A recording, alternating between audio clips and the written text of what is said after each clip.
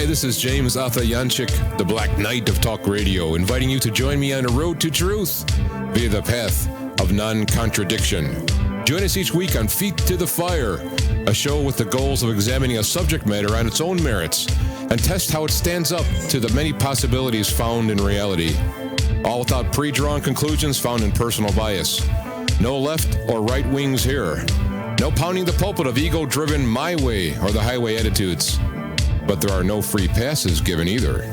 Answers to questions are important, but equally important is the reasons and methods used to find the answer. The lack of contradiction is the final judge here on Feet to the Fire. Feet. Sunday evenings. To the... How do you listen? Fire. Check out feettothefireradio.com. Now broadcasting live with archives kept in HD video on our YouTube channel and with high-quality audio only at Spreaker.com.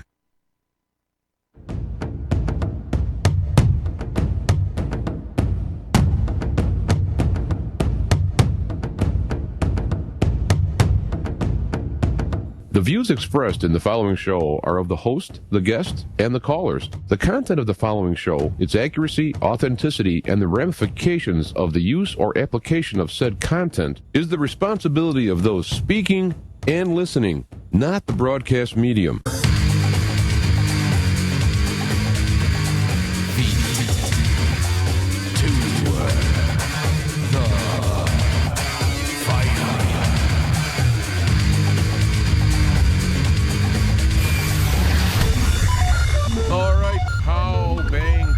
Zoom, here we are live, Feet to the Fire. I'm your host, James Arthur Yanchik, the Black Knight of Talk Radio. Oh, one sec. I'm here.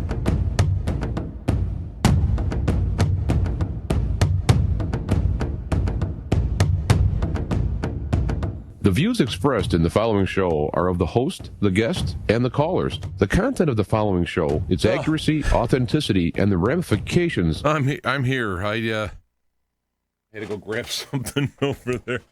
We're back and we're live. Feet to Fire. Mitchell Miller. Oh, look at this. He caught me. Oh, my thing fell down here. Hold on. Got it behind the scenes here. My magic... scenery fell down. Oh, yeah. A lot of stuff go wrong here. Here we are live at the wrong date. Richard Miller will be here in a little bit. I'm going to go over some of the... Gosh. Not going to have to worry about ever being too arrogant. I loaded the presets from the last time Miller was here, and I had the date from them. Anyway, we're back. We're live. Let me get into this mess. Richard Miller will be here at the bottom of the hour live from the West Coast. And let me get some of this. There we go. I'm going to get the news going here so we can get this going. You know, this net neutrality thing. I heard, was it Jerome Corsi explaining why net neutrality was a bad thing? And I'm listening to him, and I still don't get it. I understand it wasn't enough, and I'll get to that in a second, but net neutrality, as it was, said that a provider, Comcast, Verizon, your phone provider, could not curtail the speed or charge extra for you to go somewhere on the net as opposed to somewhere else on the net.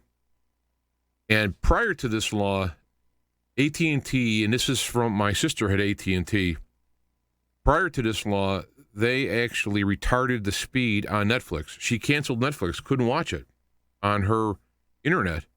And then Netflix made a deal with AT&T, and then all of a sudden the speed was fine. You know, this is the problem with it. That particular format was the hardware, the providers, the people who send the internet to your house. That was what that was about. Now, I've heard him talk about how Soros and all these people are going to use this, and it still doesn't make sense to me. I understand now. Now on the software side, I'm gonna go back to this for a second here. On the software side, people like YouTube, Twitter are censoring ideologically, and they're allowing some people on and some people off and whatnot. And that's a problem. But net neutrality had nothing to do with that. It didn't stop that. It just said you can't charge anybody more or retard their access to anything on the net, period, which I look at as a good thing. So what I'm being told is from the FCC to the FTC will somehow take care of all of that. Meanwhile, as far as I can see, your service provider could now charge you just like the cable package. Oh, you want to have streaming video? Well, we'll sell you access to YouTube and Netflix or whatever. And this is what the problem is. And for the life of me, I don't understand it. I don't know why the people who like InfoWars and those guys who a lot of the data anyway, I go along with, or I'm interested in, put it that way. I don't know why everybody was going against it.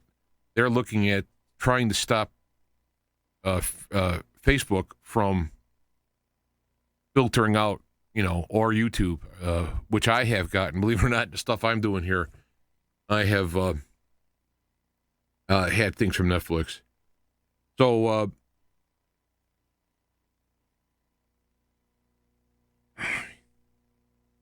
what is happening with this? I don't understand how it could help. I'm going to keep watching it, but I thought that was a bad thing. And this is where some of my friends who are of the liberal persuasion don't understand me because, so you support Trump, therefore you must support everything he does. No. Unfortunately, though, from what some of the people that I have talked to, that's the case it is with them, so I don't know. But let me go back to this page here. That's one thing that bothered me. And I had a post here that my grandson had sent. Somebody else wrote it. He sent it. It's so simple. It's so simple because they already have done this before, and now they can do it again. Now, Comcast put out a message. I kept getting it, having Comcast providing my internet. Comcast kept putting a message out saying, we will never, ever curtail. We won't limit your freedom and all that. Hey, and that's great, right? That's great. It's the way it should be. But I just have their word. And a new corporate vote, from the board could change all of that. So I wanted to have that there. Hi to the guys starting to form in the chat room. Richard Miller will be here in a little bit, and I'm not going to cut in early like I did last time because I cut in on this dinner. We're going to have him in at the bottom of the hour. Here's a story that's out. Putin came out and made a statement that thanking the U.S. intelligence community for giving information to help them prevent the terrorist attack. So I'm thinking like, whoa, this is going to be hoopla. They're going to be like, see, I told you they're talking. I told you they're working together. Yeah, but it would be for good unless you're going to say that the terrorist, quote, attack was really freedom fighters to rid the world of the oppression of Russia, which that record has been long been gone. So I don't know. I just saw it, and RT is the one who released it, and Sputnik, and then it made its way around. And I'm waiting to see this pop up on the mainstream and saying, see, here's proof that they're working together. And the White House did confirm that President Putin called President Trump and had a discussion. So I don't know. Conspiracy Channel, and Jack.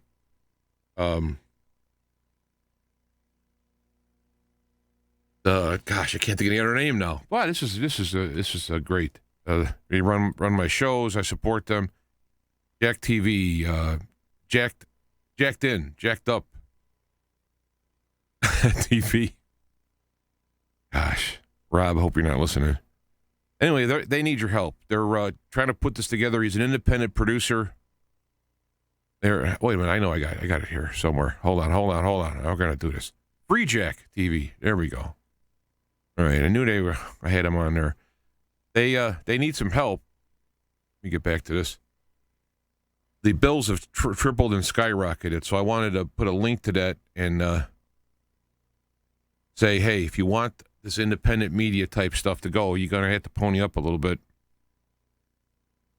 I also got a link to it's a video put out that is it's fictional in that the video is constructed as a drama, but the information that is contained within is current information, and it's projecting forward based on current technology and what can happen. And the drones, the swarms of drones that can be delivered that can, kill individuals. It's pretty amazing. So that's something to be checked out. I also wanted to mention Garden of Life. They are great stuff. Garden of Life products. And Nestle, who has been known to do some things. It's funny. When I used to work for Fannie Mae Candies, they used to make their own chocolate. And Fannie Mae Candies being a Chicago-based high-end chocolate company. They used to buy some chocolate from Nestle. They had a local company, chocolate company in Chicago. They bought some from, and they bought other items, and they would put them all together with their own stuff and make, their Fannie Mae chocolate. It was a combination of these things. When we used to go pick up the chocolate, man, the Nestle's was like they wouldn't even let us in. Everybody had all kinds of white suits on their face and hat, and it was like amazingly clean in there. So in that aspect, there were some good things about it. However, Nestle's is also the company who has been working on buying up a lot of water to sell to people. And so there's some problems that people have come up with the Nestle's big corporation stuff. Well, they bought Garden of Life. And so now this is a December news story of this year. One is going to have to watch and see what happens in Garden of Life. See if now Nestle says they want to get into the high quality food area, so that they're buying a good name, and so technically possibly they could buy that company and let them be and use and the money would flow up to Nestle. Well, that would be the hope, but I thought I'd throw that out there. Garden of Life is on my list. I got to take a drink here. On my list of good stuff.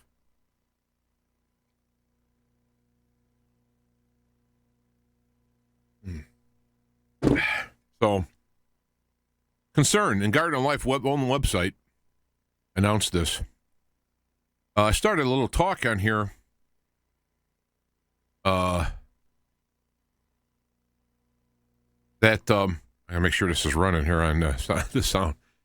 I made a statement and got some people talking, but Christian referenced the New Testament for forgiveness and the Old Testament to kick ass. Now, I'm going to put these up there. I guess these are these meme-type, auto-meme things you can do, because I have a whole list of, quote, sayings that I've been written over the years, and I'm going to start putting them out there. But that is true. You'll hear this, especially when you want to go to war. You're going to talk about how Iraq and how whatever, all this stuff is going on there, and then you go out and end up killing children collaterally. Well, and then they blame Saddam and say, well, if Saddam wouldn't have done that, would have just turned himself over, we wouldn't have bombed him. And, of course, if the shoe was in the other foot, a country came here and said, hey, especially in the last couple presidents, hey, your presidents are doing things where we want to hand them over. And we said no, and then they bomb us, and an innocent die, and then we see how bad they are. It's the one thing that the Americans tend to do if you get involved with things like war, is you don't put the shoe on the other foot. You can read about that. Now, I've been seeing a lot of Bitcoin stuff. I'm not going to go into big Bitcoin today. We had a show last week, if you want to look into that. In fact, some of the stuff that he talked about last week, the places are already increasing. NEO went up about 30% since the last time, day or two. IOTA is starting to go up. These are things that he had mentioned. So it was very interesting. But Bitcoin futures dropped was when many traders could begin betting against it.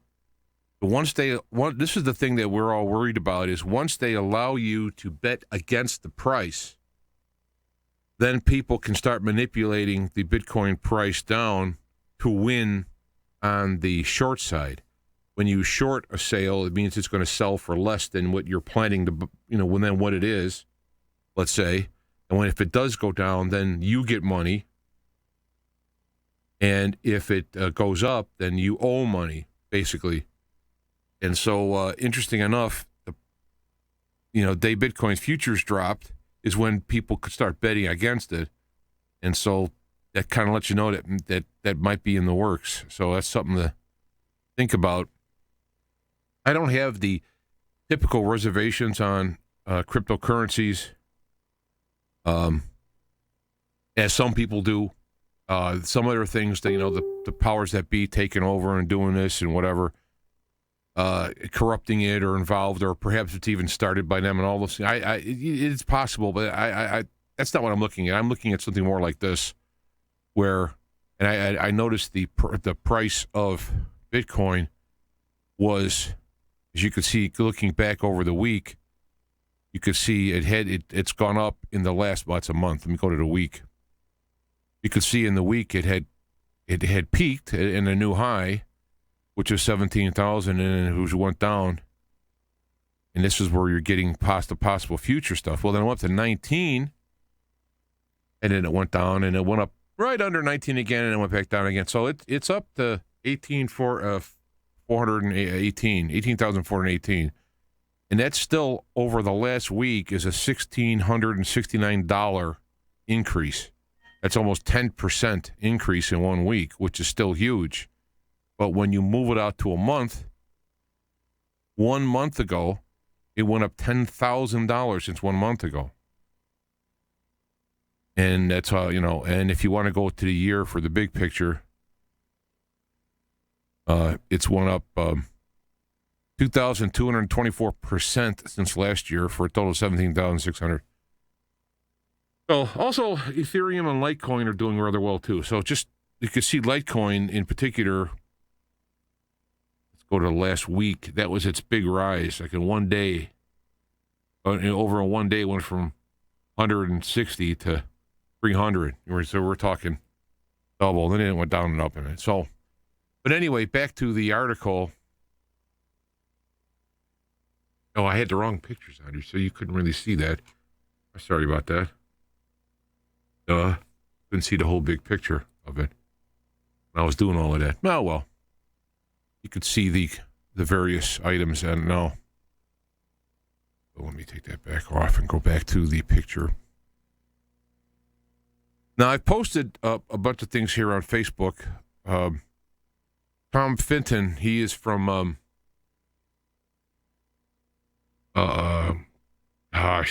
this is my mental head here.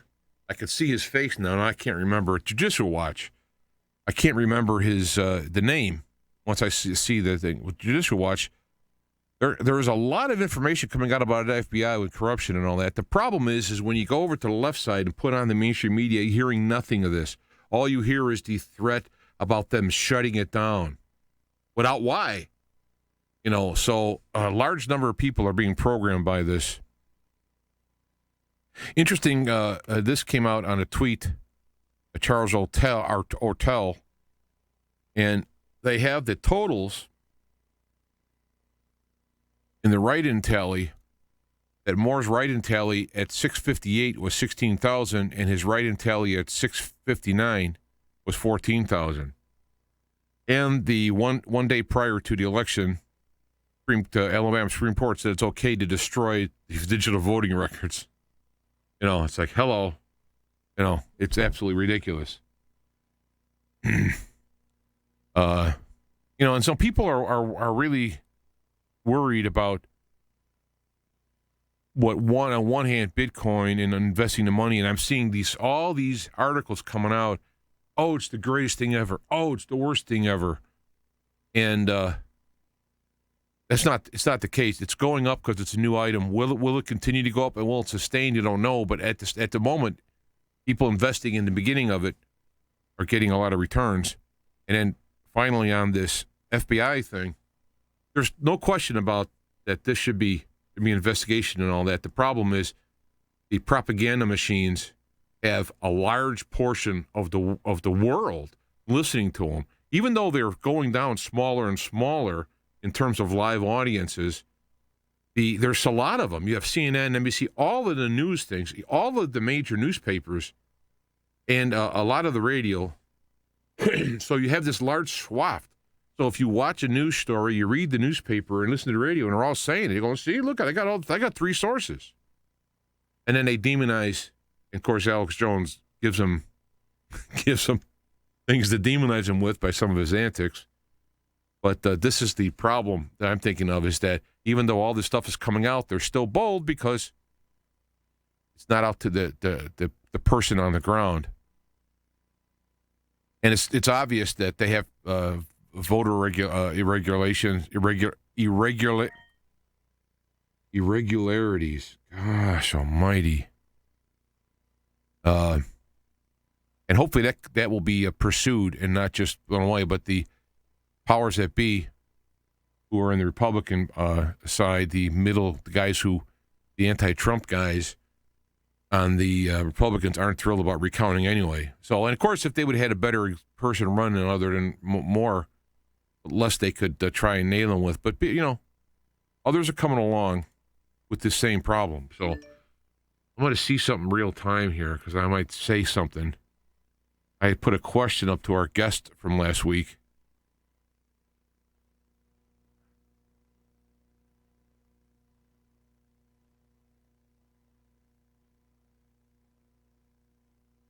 Okay, he didn't respond. Someone else did.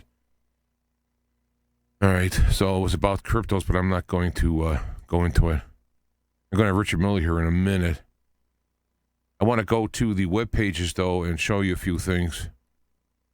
Oh, I just closed it. I don't know. I don't know what I'm doing here today. Goofy day.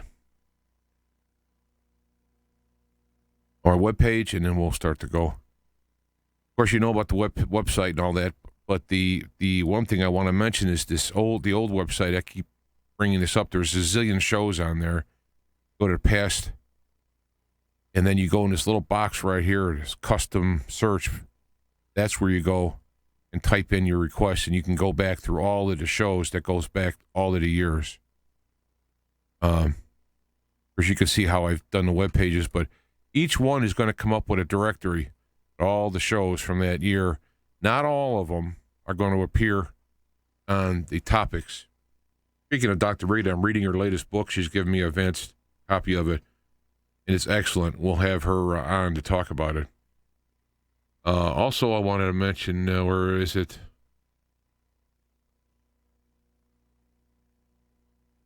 That's what I closed out.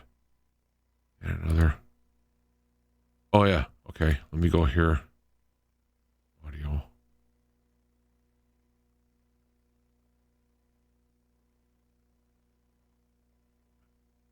How did it go back? Yeah. Right now, okay, it should hear here. Yeah, here we are. Audio. It's playing live right now, but you could see the other ones that are available at Spreaker.com. I'm getting people now who are picking that up, and they can listen to that, on your phone or however you want to do it. If you can't watch, I mean, a lot of times, a lot of it's talk anyway, So I only switched to this format to make it so I can do more things, like for example, having Richard Miller on and be able to see his smiling face, and I go along with that. No, I just want to mention this too. If people are so inclined to show gratitude or help or what have you for the show, we do have ways that people can help. Why is it? I don't know why it's doing this. It's bothering me now. It is going back to a previous page. I must be hitting a button.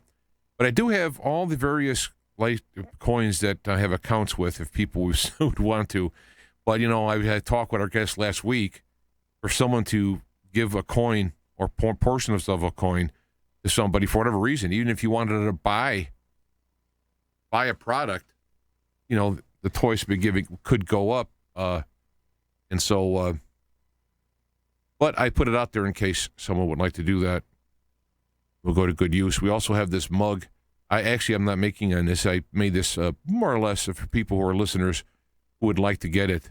I took out all any of the profit out of it just so you guys can have some type of a item if they like to have it carry with it. It helps promote the show if someone sees it. Oh, what's that? And it's got all the information about it. So I'm going to get rid of that. Let me look at the clock. I'm going to see if we're going to call. Got about 5 minutes. I'll see if he's available. I did cover the news stories I'd like to do.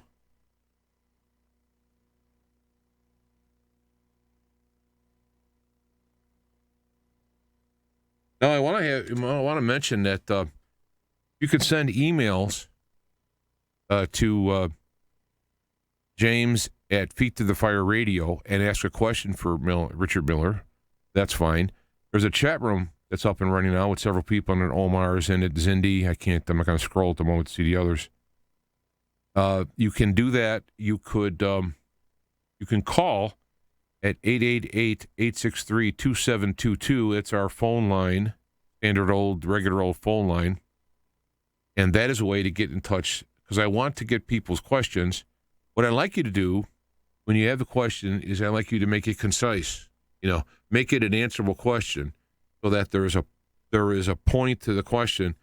Because as you see, myself and Richard, as we're doing the show, you can see how we get lost. And, and I'm actually trying to keep things rolling. So this is how we got. And if you put something in the chat room, it's a question. If you could capitalize it, I'd appreciate it so it sticks out because I'm looking at it here, but I'm also doing other things as far as having him do it. I'm getting him. He's not there yet, so we'll give him a few minutes. So then I covered the news items I was looking at. The problem with a lot of the stuff. I mean, I also want to maybe I should take a second here, especially since we're waiting for Richard. Is that there's been a lot of stories that have come out where they sound really, really enticing about Clinton and all that being arrested and whatnot, and all the stuff that they've been talking about. We've brought it up a few. None of it's happened. All the things they've talked about has not happened. The only thing that's still left out there is these large number of sealed indictments, which I still would like. If somebody's listening, send me a link to where I can actually go to see this. Because all I'm seeing is screen captures, and that's okay, but I want to be able to see this myself, make sure even these things are true, because it's not happening as all right. Close. How do I close? I want to get out. Okay.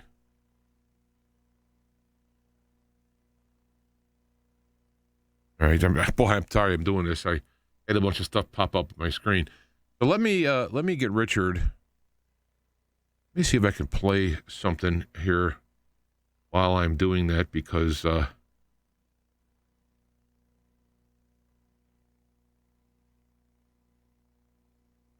call him.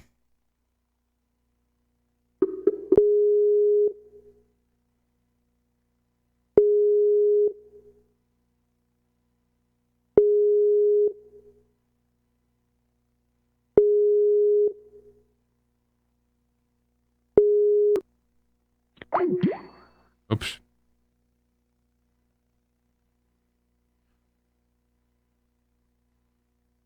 Call ended. All right. He's probably going to end up calling me. Richard is he's one of my favorite guests. Oh, here he comes. He's a funny guy. Are you there? Richard Miller, we are live here. I just want to let you know so that you are. You gotta get my shit together here. Hold on, right. We're going to do this here. There he is. Richard Allen Miller. Ph.D., and just an all-around smart, funny guy. I got all his web. If you look while we're talking, you're going to see right underneath his name, oak-publishing.com, docram.com. All that information is ways that you can get a hold of Richard Miller, both talking to him, buying things from him, orders through the website. All of it's there. Well, as we go through, I'm going to go to the big screen. As we go through the evening, and you want to know more about Richard, all you have to do is look down underneath his name, and there you go, herbfarminfo.com. Yeah, most wanted. So he will have all the stuff. He has books coming out. Well, he has books out, and he has more coming out. He has audio presentations. Do you have video presentations yet? I'm starting that now. We have a YouTube channel that we just found that Larry put together for me before he died. And nobody knew how to get in there, and I lucked out. I got in. Right. Well, So, yeah, we're going to have that. I have a testimonials on my site now, and we'll have videos next. Movies. Actually, I'm writing a comic, and if I'm lucky, stay tuned. Film at 11. Same bat channel, same bat time. It will be made into a movie, and it's a manga form. So, and I can't talk about it. Okay. I just sent you the latest Nexus article. It's coming out in February, and that might be something you want to talk about on tonight. Take a look at it. It's on that. Okay. I do want to mention we have. Hold on for 1 second here. We do have on. Oh, I don't have your smiling face on here. Yeah, I'm looking kind of serious. Yeah, I love you, James. You're just one of the cooler people I know. You're multi like I am, and I think you drive the truck. I used to fill the trucks with. There we go. There he is. So I do have a list here on my YouTube channel that has all the times Richard Allen Miller has been on Feet to the Fire. As you could see, there's 10, 11 times or so. At least the video portion. Now, he's been on the show, and you can go through the audio archives, but these are the video promotions. This will show up on here, of course, after the evening. He was here 2 months ago. That's got to be our closest together. Well, that's because you and I like each other, and we think similarly, and you're just about one of the cooler people I know in and off the radio. You're just, look at that face. Yeah, Mom's got to love it, man. Yeah. Well, it's great having you here. And what I've done is I have there's people in the chat room are saying hello to you, and I have asked them to send questions and either email. They can call on the phone line direct, which is 888-863-2722. I'd probably would rather not have them come in on Skype because it screws up all the video and so on. So that's the only thing I would avoid. But if you get email, you send it to James at feettothefireradio.com. I lost a question last time you were here because I didn't look, so I'll keep an eye open on all these things. And so, how are you? How are you today? I'm better. Yes and no. I'm behind the 8 ball with all kinds of immediate deadlines, contracts being signed. I'm going to do something with Dr. Jerry Pollack. Jerry wrote the book, The Fourth Phase of Water. He's from the University of Washington. He was my lead in 1970. I worked for Jerry, and now, 47 years later, I'm going to do another job with him. It's very cool. I like Jerry. I'm a little bit more circular, hard to control. That's the part of me everybody. I tell you, honestly, every time we do a video, somebody will chastise me for cutting you off, to quote them. Oh, I know, isn't that weird? And really, I just go on and on. I'm like a little kid. Want to see my train set? Yeah, I know.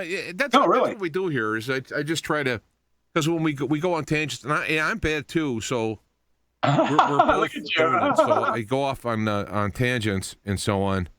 So that's the right reason why I do it. I'm not trying to bend you to my will. I have no agenda, no ego thing. So Carrie Cassidy is good for that. I love Carrie, by the way. She's a little bit more linear and has agendas. Like she wants to go somewhere, and if I go off to Mars, she'll try to reroute me. And people criticize her for that. But you know what? Carrie was the one that broke me into the radio business. And for that alone, double stars. Yeah, well, she called me the Megas that came in from out of the cold. Where's my Sophia Loren? Holy moly. That's what I need, man. Yeah, well, the thing is that, you have a lot of topics that you can talk about. So what we would like to do would be to go in on certain topics and pull it out. And what I found, though, to me, it's more fun kind of just to go for along the Miller roller coaster ride. And then you can rewatch the video or re-listen to the audio, and you'll hear a lot of gems that sneak out along that ride. Because that's how it works. That's the difference between linear and it's not. You get spontaneous, and every time it'll be something different from me with the same question. It's just how I'm feeling about it, you know. Yeah, it's almost the resolution. When you're going to look at a painting, for example, you may notice the background this time you look at it, or later on you notice this part. And so when you're coming out with items, there's a lot there. And so as you revisit it, you will see more. And plus, you might be into something at that moment that you weren't before, so then you addressed it, but it glossed over it in one's mind. I'm gonna have to redo this picture. I do that. Yeah. So how are you in Chicago? Are you guys getting snow tonight? I'm gonna have to redo this picture because you're too. Sorry. All right. I move around. That's the other part of me that nobody likes, is that I'm animated rather than pan-faced and talking in a certain way. I just, No, I like how you are. I just want to make sure we get more of you. That's all.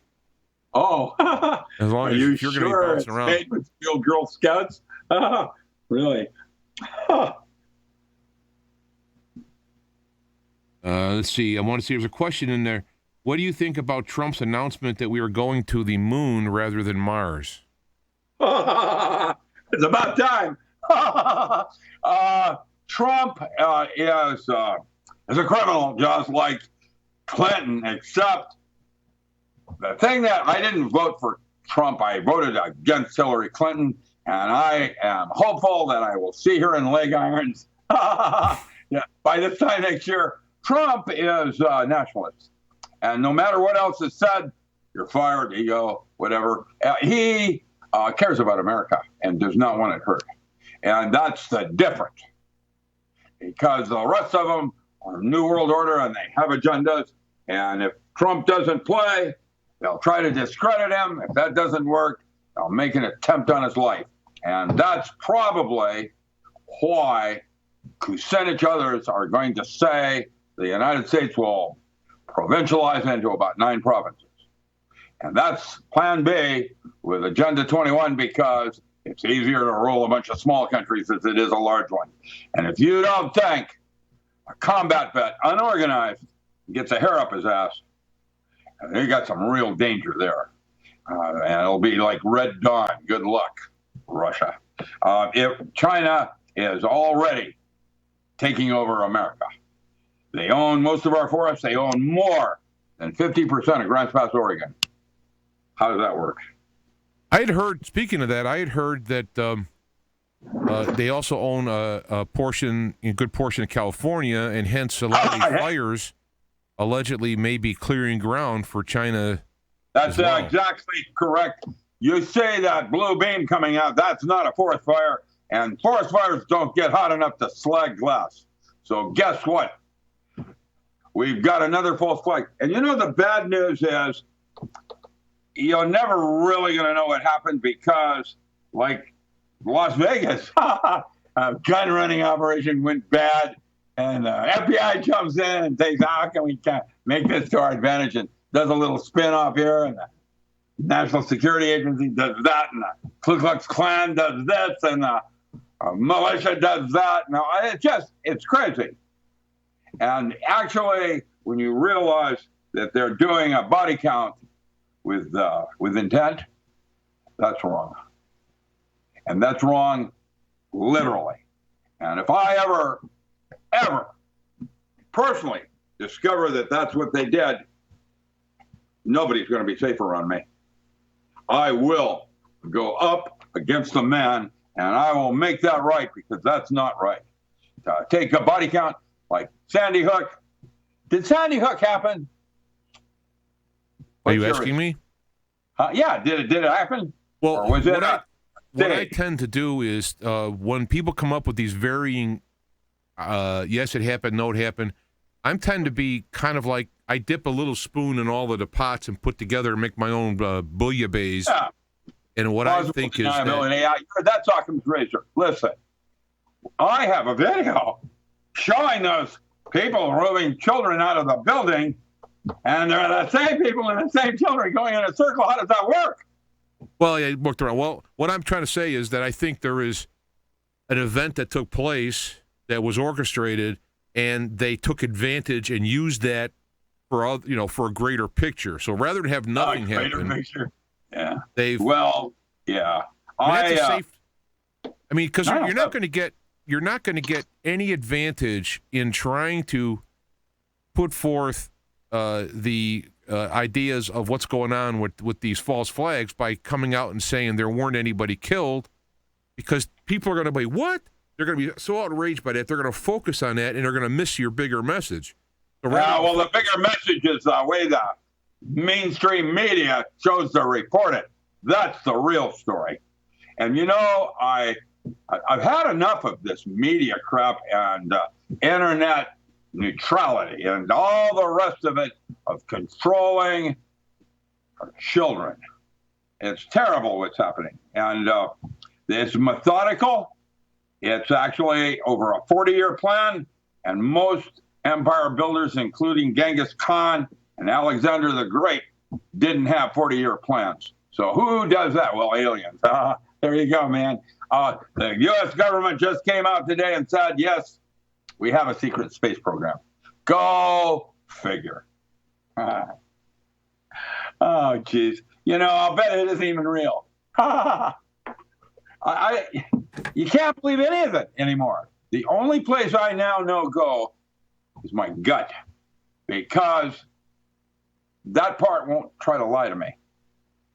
Well, I guess what I'm just trying to say is that if rather than try to, I would try to go with a bigger picture of something to show some of the more obvious problems with it than go for ones that are more hot, because you'll end up, people will get focused on that thing and miss the big light. Picture. Yeah. Yeah, that's the way it works. Look, children, over here. The ISIS is beheading. Oh, hey, children, look over here.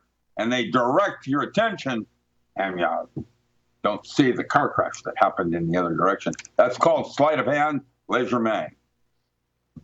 Now, going back to the moon, Mars, why would you prefer them to go to moon rather than Mars? Well, first off, how can you get to Mars in space travel? We don't have a shielding that will allow rats to get there from the hardcore radiation of the 2 weeks it takes to get there. So that's a good place to start. And most astronauts going up across the Van Allen belt just to go into orbit won't have children anymore. Radiation. It's how can you go to Mars when you don't have the radiation shield to protect you from getting there? Oh, I work. I've been working out outside. It's going to snow tomorrow, so here I'm getting all prepped up. I tell you, the moon, the reason we're interested in going to the moon is we discovered it has water after all. Doesn't have cheese, but there is some water. Oh, and some artifacts. Wonder what those are. Huh. Isn't that interesting? Well, back to the Van Allen belt. Some people have said that the Van Allen belt is used to excuse for not going past it, because you can't go past it because we really have a flat Earth.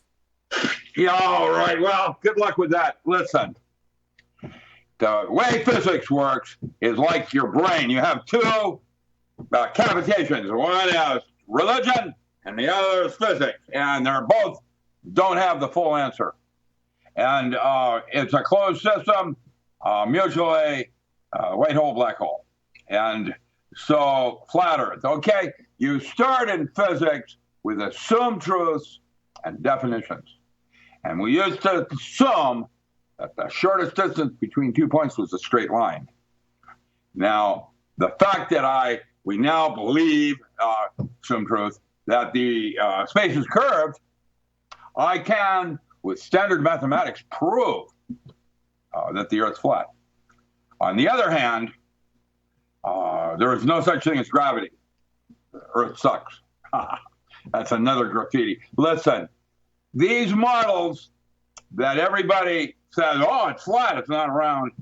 Well, yeah, that's a fundamentalist that's hitting himself over the head like a Jesuit to go into a trance state so he can meditate better. Listen, with assuming that everything's flat and there's, you fall off the ocean into hell or Dante's place, I don't know. I'll tell you what, there's a whole bunch of things that then you can't explain.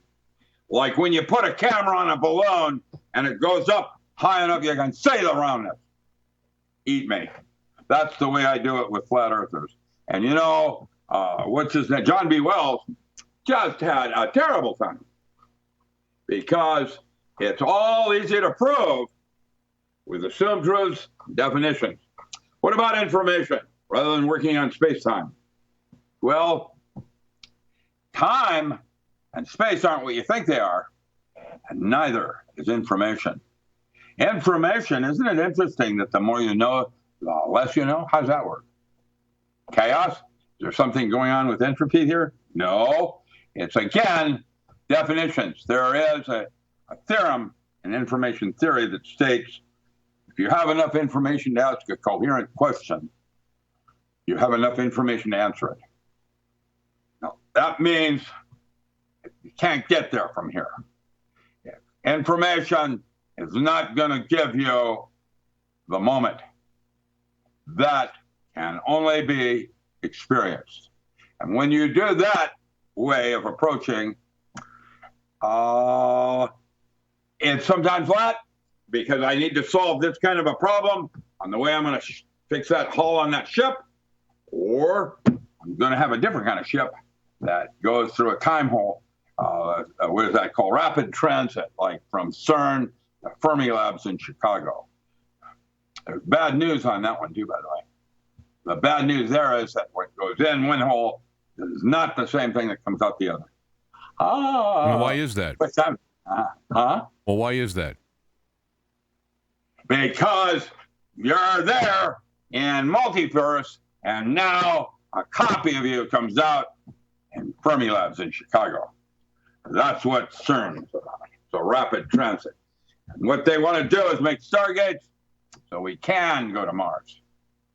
Because right now, you couldn't possibly have enough shielding to hit those hardcore gamma rays that are loose out there in space.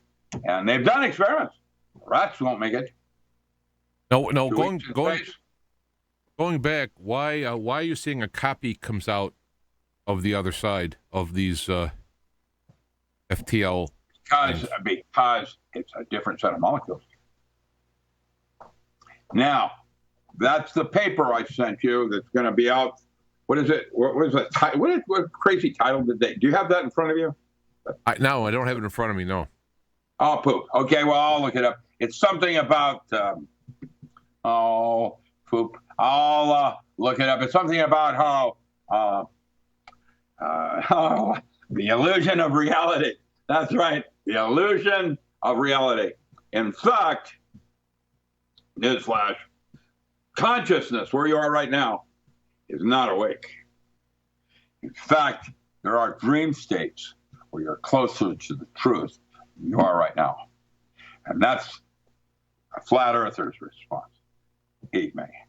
Well, reason why I'm asking about this is because one of the things that I have been thinking about is I don't think matter, like, for example, me, can go faster than light. So you either have to do one of two things.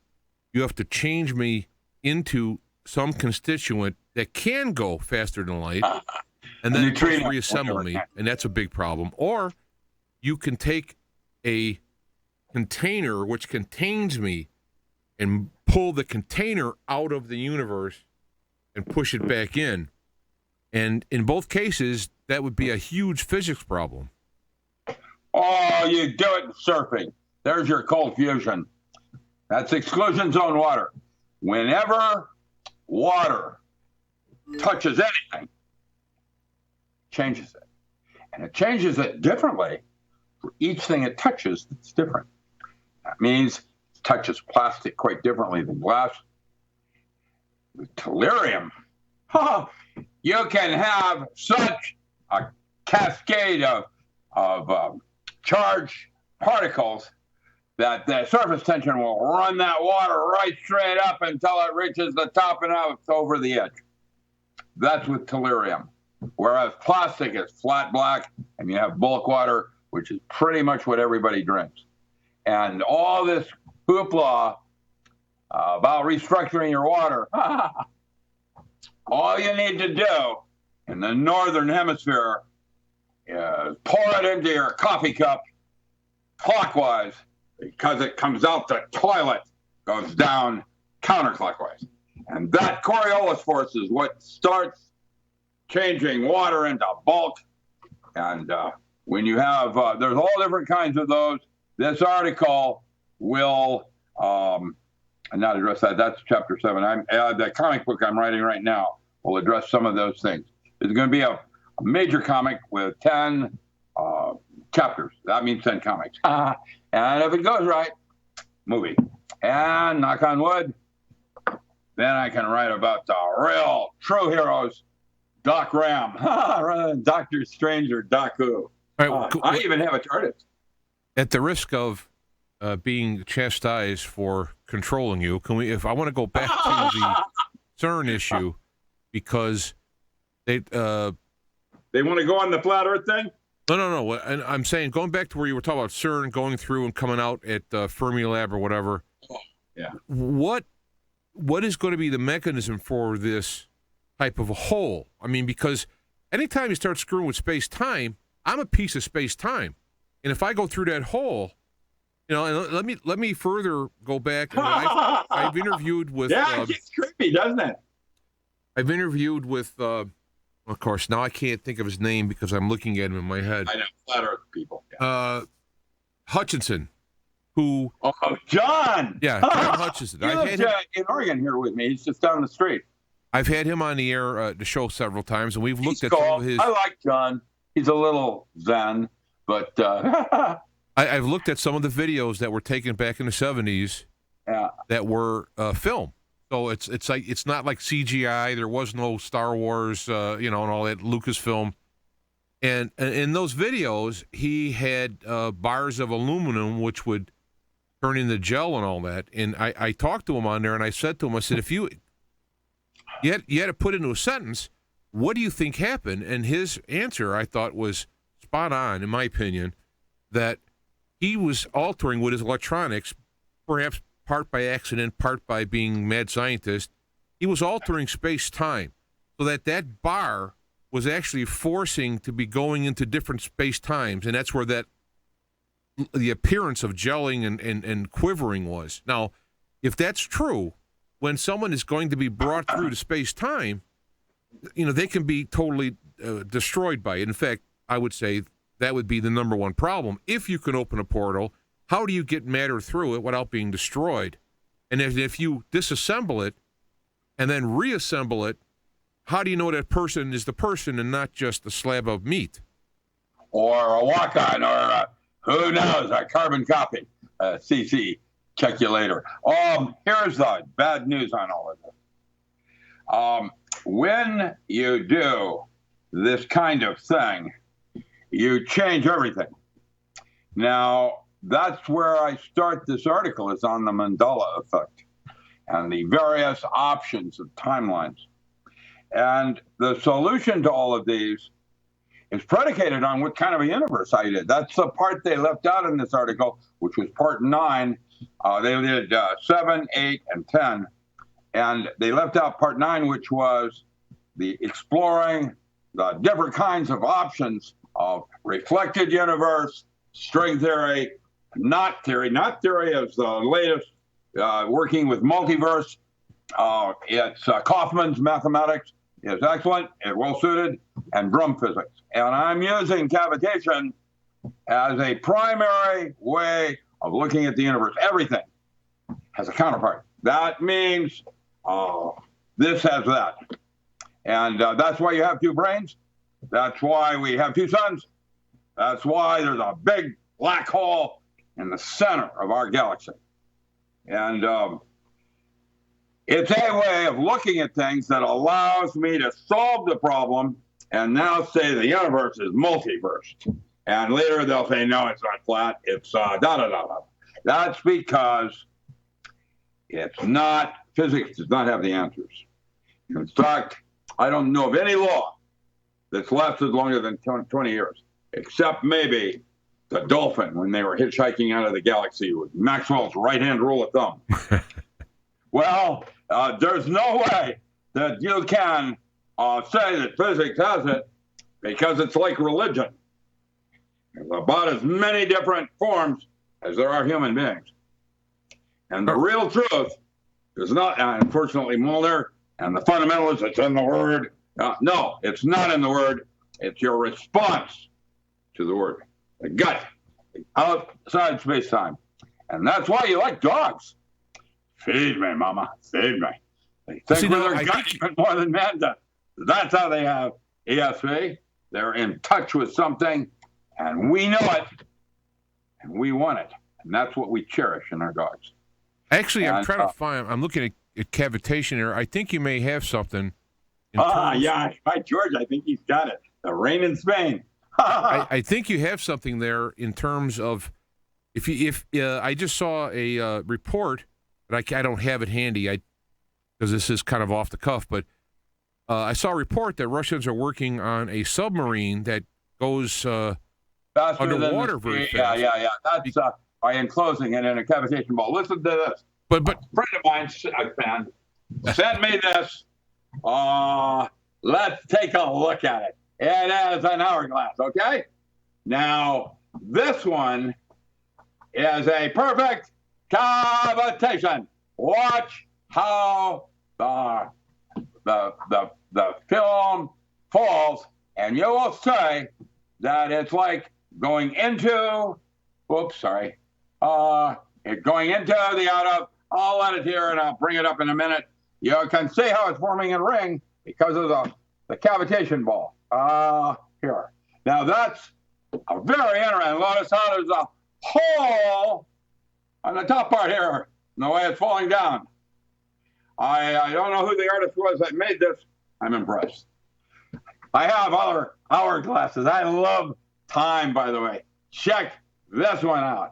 This is a new kind of watch what happens with this one. Also working in a cavitation, but as it releases, it goes forward in time and goes up to the top. Oh, that's an interesting thing. Oh, here you're starting to say it's starting to form, and it'll be a cavitation, just like when a drop of water hits a pool of water. And that form is Bessel functions, working with membrane physics. I think we are coming to a place where we realize that the only thing here is real is our imagination.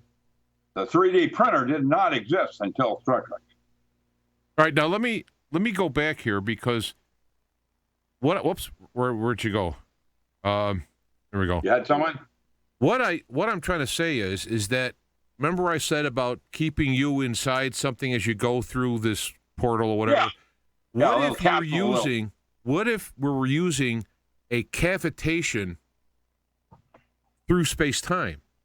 So this bubble. That's in my theory. Roger Penrose is the one that came out with it. At the moment of death, there's a 3.2 ounce weight loss in the body, immediate weight loss in the body, and nobody had an explanation for it. And Penrose says it's structured water in a microtubule. It goes back to the multiverse. It doesn't leave. That's why Mom's still there and you can talk to her.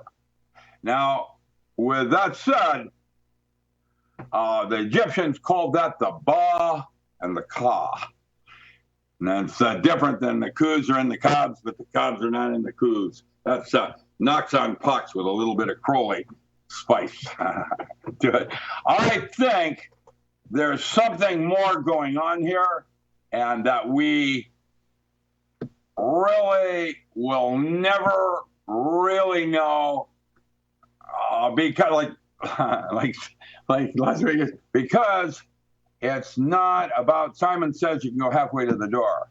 What that's about is the journey. And that's called sacred because time is a duration of consciousness. It's not real. It is the way you store memory.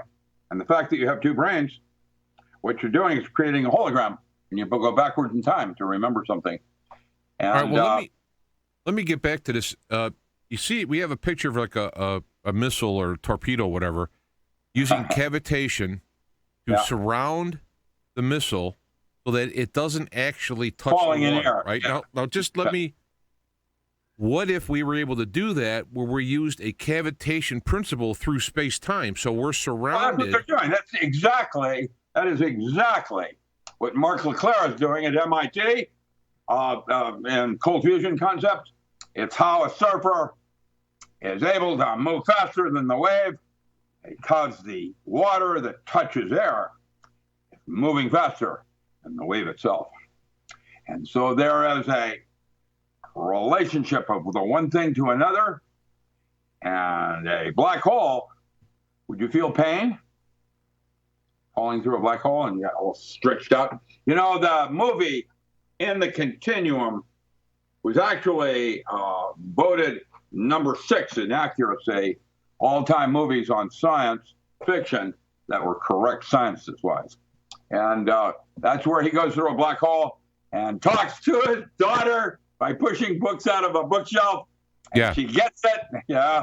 Well, time, you'll notice that's how Carl Sagan did it with Contact. Jodie Foster fell through a Space Center diamond body. And outside of space-time, by the way, that's how glial cells work in the brain. It is a diamond body. And if you actually envision that geometry in your mind's eye, that is a throne chariot of God, Ezekiel's vision. It is a time machine. It is a spacecraft. And that's how we're going to do it. Probably. Well, see, this is my point I'm trying to look at, is that rather than build a spaceship that has a shield protected from the elements, what you do is create a space-time cavitation around it so it can go faster than light and other things and not be destroyed. You know, it's like if you took one of these cavitation missiles and went down real deep in the ocean, would the cavitation bubble around it protect it from the crushing of weight of the ocean? Probably. Because that to me would be, if you could do that, if you could send it down with a cavitation wave going fast to the pressure, you would then have a working proof so that you can go through space-time and not have us be destroyed. You're still going to get the bends. Because there is going from one to the other and the distinct difference between digital and analog. And that's where the rub. Which math are you using? Digital or analog? And when you have to ask those questions, that changes the flatness of roundness. There it is. Simple as that. And I know that's not simple, but that's because neither is religion. None of it's true. It's all what's true are the possibilities, and that part is true. And so imagination is what's in charge here, and you're only limited by that. And that's why I love John Lennon and other. Oh, yeah, see what's happening here? We have let's say, you look in here, you look in there. It's a very interesting. Another one. Oh, I got a little show and tell here. Look at this one. Oh yeah, this one is about snakes and the worm Ouroboros. I don't know these artists, but I love hourglasses because really, oh wow, yeah, there's your infinity sign. Because this is the past going into the future, and really what you have is the moment right here. And what you're trying to do is take that moment and make it sacred over the profane. That's where living life and gusto, taking it, and that's what emotions are. Emotions are this higher level of information on the physical plane. You got the physical plane, and then you got the Benny Jesuit and how they feel about it. The emotional plane, EQ. And as a model.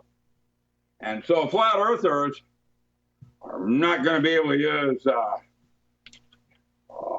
3D printer because everything's flat. Yeah, right. If everything was flat, it'd be on a neutron star. Richard Forward wrote that one. That's a very good sci-fi. It's called Neutron Star, and the life form on that evolved very quickly because their degrees of freedom are limited in dimensions because of the high gravitational field. And very interesting concept. I like it when good scientists write science fiction. All right, let me bring this up in here. I've been happy to bump into some videos where a guy is talking about CERN and all these other places. Their real goal is to make neptunium, which is element 93. Are you, and because it's supposed to be some kind of a special element that does stuff, have ever looked into, been familiar with in the Black Ops? No, that's that guy from, oh geez, what was his name? He's from Area 51. He started that whole thing on those elements. Some of them, like deuterium, are more unstable than tritium. Tritium is more stable, it turns out, and makes a bigger bump. But there are elements in the periodic chart that are prophesized, and we have not yet discovered them. And one of them has to do with gravity and working with monopoles. Boeing, by the way, has a magnetic monopole, and I can tell you that's the first phase of going from explosives, making a bomb, and shooting it off to Mars. All right, let me. I've looked up some stuff here. The guy who was talking about it was Quinn Michaels. I don't know if that rings a bell. Yeah, I know him. It has to do with the AI singularity. Now, I've heard this stuff about singularity. I know what a singularity is in physics. I understand that, right? But what is this whole point where you search for singularity, AI singularity? I mean, I don't even know what that means. Do you know? Into the out of. I had it because I knew it. That doesn't help. In the universe. They're the same thing because everything is simply connected. Or that's an assumed truth. That's how you do that. And definitions of what a singularity means is that it's one point, you can't go anywhere, it's just right there at the nuit and the hadith. The nuit is the universe, and hadith is the point. And the two simply connected by the multiverse. And that's what made you God's favorite choice. Because every time you make a choice on something, look down right then, now look over there, that changed the whole universe that you were in. And what's going to happen next? And when you realize that that's happening on the moment to moment, just for each of us individually, it's staggering. Now, the way I'm looking at it with knot theory is that you have two membranes, and they're floating and they're moving through space. And when they pass through each other, you have another membrane that's inside the out of, and a third or fourth one, like a plasma. And that's what knot theory is over string theory, is that we're working with plasmas, where you have a sheath and they don't mix. So now you have a bowline, you have a slip knot, and you have other kinds of knots that form our universe and make it flatter and rounded. Imagine that. All right, well, let me get back to AI and stuff. When we were on a while back, we talked about quantum computers being able to access like either the past or being a fabric of space-time or like our consciousness or whatever. And I found that very hard to understand and accept. And as I thought about it some more, I thought that if the universe is made up of quanta, let's just say, and you were able to manipulate those quanta, you could do, in a crude sense, you could make gold from lead, right? Just by manipulating the quanta. Uh-huh. So call that cultivars. What if people who were like healers, right? Who was able to heal using visualization, whatever, but what is happening is their consciousness is using the metaphors of your visualization to actually go down to that quantum level and change the properties of the ill person into properties of the healthy person. I mean, does that sound like a loose explanation of how somebody Well, that was heal? Harishi Motoyama in Japan, and now Moto, where you apparently, if you bless water, now it'll kill a vampire. Well, what I'm trying to do is I'm trying to construct a thought into matter. It's done with water. I'm trying That's to construct. how psyche goes into matter. I'm trying to construct a mechanism that would use physics, if you will, to explain how somebody could be healed, for example. And if these quantum computers are using quanta, which I still doubt, but I haven't found anything to say yes or no. Well, the qubits are a little different because they're multi-dimension, which means they can move into universes you can't and go very quickly. And the AIs that they're using in Chicago and some of your districts right now for crime detection is a little bit of Minority Report going backwards. I'm kind of concerned because an AI might be the next evolutionary stage of man. And I'm not into transhumanism. There's all you have to do is read William Gibson and Johnny Mnemonic and see how that all plays with Dolphin and the rest of it. I feel that there's something more going on here, and that part is not knowable at any century. It doesn't work like that, like God. God is by definition that which cannot be known. You can only experience it. How do you feel about that one, huh? That's the new directions in physics. And I'm going to tell you, I'm ashamed and embarrassed to sometimes call myself a physicist because of the way the sciences are going today. Like fundamentalism in religion. It's creepy. You got a bunch of peer review at Carnegie Mellon. Oh, yeah, chemtrails are contrails. Yeah, right. It's kind of scary. Just like going to the moon. That's probably because it's doable, whereas going to Mars is not yet. But how did we get to Mars? We are on Mars right now. Going back to this train of thought I'm having, if you can get down to the level of this quanta or quantum or whatever, quantum level, yeah, and you could manipulate. You could also, this is a way to do shape shifting. Yeah. This would be a way to go teleport, if you will. And these things would be possible to be done with the physical body using physical mechanism. However, using spiritual access to that information. Now, these new supercomputers and quantum computers, would it be possible for them to access, even though a quantum computer is not a spiritual being, could they mechanically access the spiritual aspects? Well, they'll do algorithms. An algorithm is an approximately, you can't get there from here, but it's sort of looks like it. If it looks like it, like a computer doesn't feel pleasure when it beats you at chess. Now, that's what we have that remains human. And the algorithm part is kind of scary. I don't know where it's going to go. I'm concerned because last year, February, I think it was in November, this time last year, the Mossad arrested 400 Palestinians on future crimes. Now, how can they do that?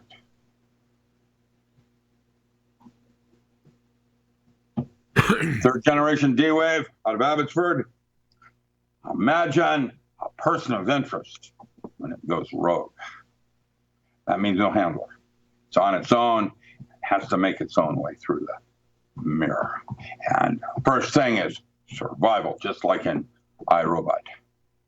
Because the reason why I'm bringing this stuff up is that it looks to me like you have people who have rejected, let's say, their spiritual heritage. Perhaps, let's just make up a little story. They've rejected the spiritual aspect of it because they are rebelling against God. They don't want to go to God, okay? They want to do it themselves. They want to be their own God. Yeah, they want to be God. Yeah, right. So now what they're doing is using technology to try and manipulate space-time and matter on a subquantum level, which is the why CERN is I never understood what CERN was doing, looking for the God particle. What does that mean? Well, now with my little model here, if you insert CERN, see, now they're trying to find these building blocks, and you have the AI coming online to be able to manipulate on the quantum level. You see, it's starting to make sense to me now, rather than open a portal, per se. When I was 15 years old, I wrote my first science fiction story similar to the Forbin Project, Colossus. A follow on that Demon Seed is a must-watch movie where the computer wants to become human. But in my story, they had this huge computer that had the sum total of all of man's knowledge. This is before the internet was even conceived. And they turned the switch on, and they asked the first question, is there a God? And the computer said, there is now. Yeah, I know, that's... yeah, that's the way it's going to play, man. And then, watch how that one plays with Terminator. It goes downhill from there. My imagination can imagine all kinds of weird, creepy. And it goes downhill. Trust me, because imagination is reality. Because what I'm trying to put together here and get your comments on is that if there is some type of fundamental structure to the physical universe, and there is a spiritual element to it, to not go through the spiritual mean? Non-physical? Well, yeah, but it's not what you do, but how you do it. That's spirituality. I mean, it would be it could even be interdimensional. Interdimensional. You know, the idea is, I'm trying to come up with a model here to explain the fascination with the CERN and the AI and the quantum computing. Okay, the answer is 42, just like it was in Hitchhiker's Guide. I'm just messing with you. I'm sorry, man. I had to do that. I'm a bad boy, and I just had to do that. The answer is not answerable because it has many faces. In fact, the cavitation concept means bilocation is possible. You can be in two places at one time. Yeah, you can be in CERN and Chicago. How does that work? That's Alan Dean Foster. He wrote Star Wars and Outland and a bunch of other sci-fi. He lives here in Akron.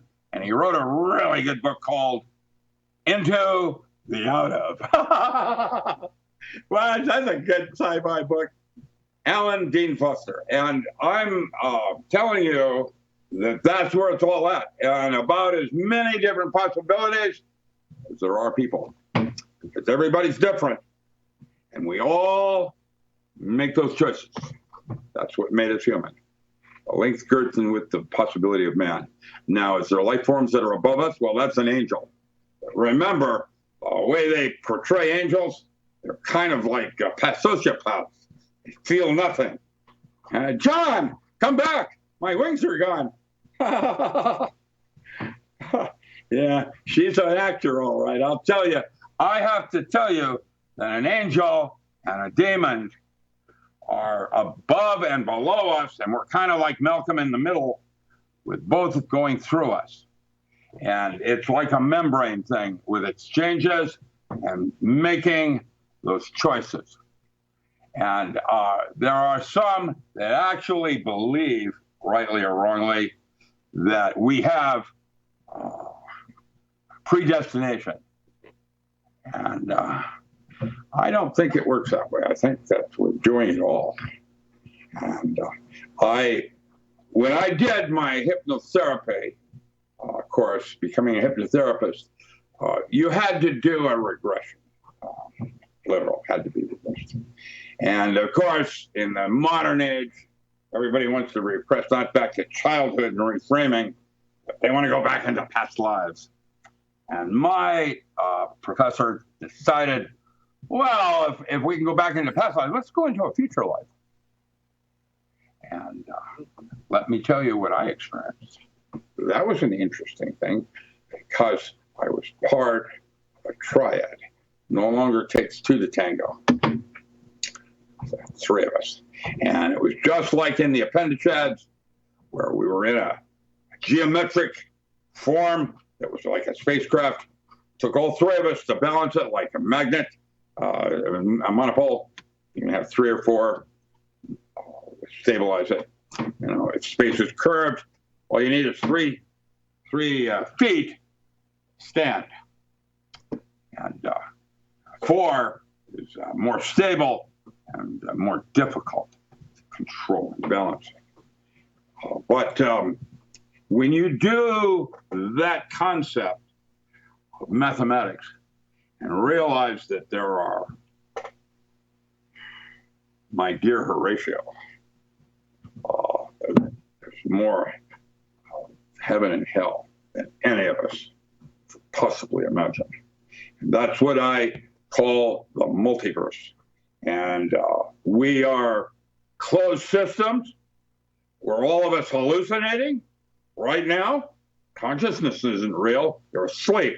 There are dream states like lucid dreaming where you have more reality than you do now. Now, what does that mean? Well, it's a way of being. And by looking at things differently, allows you to open certain doors and close others. And when it no longer is functioning, you would put a belief aside like you would a pair of clothing. You wouldn't wear a sweater in the heat of summer, but you don't want to throw that favorite sweater away either.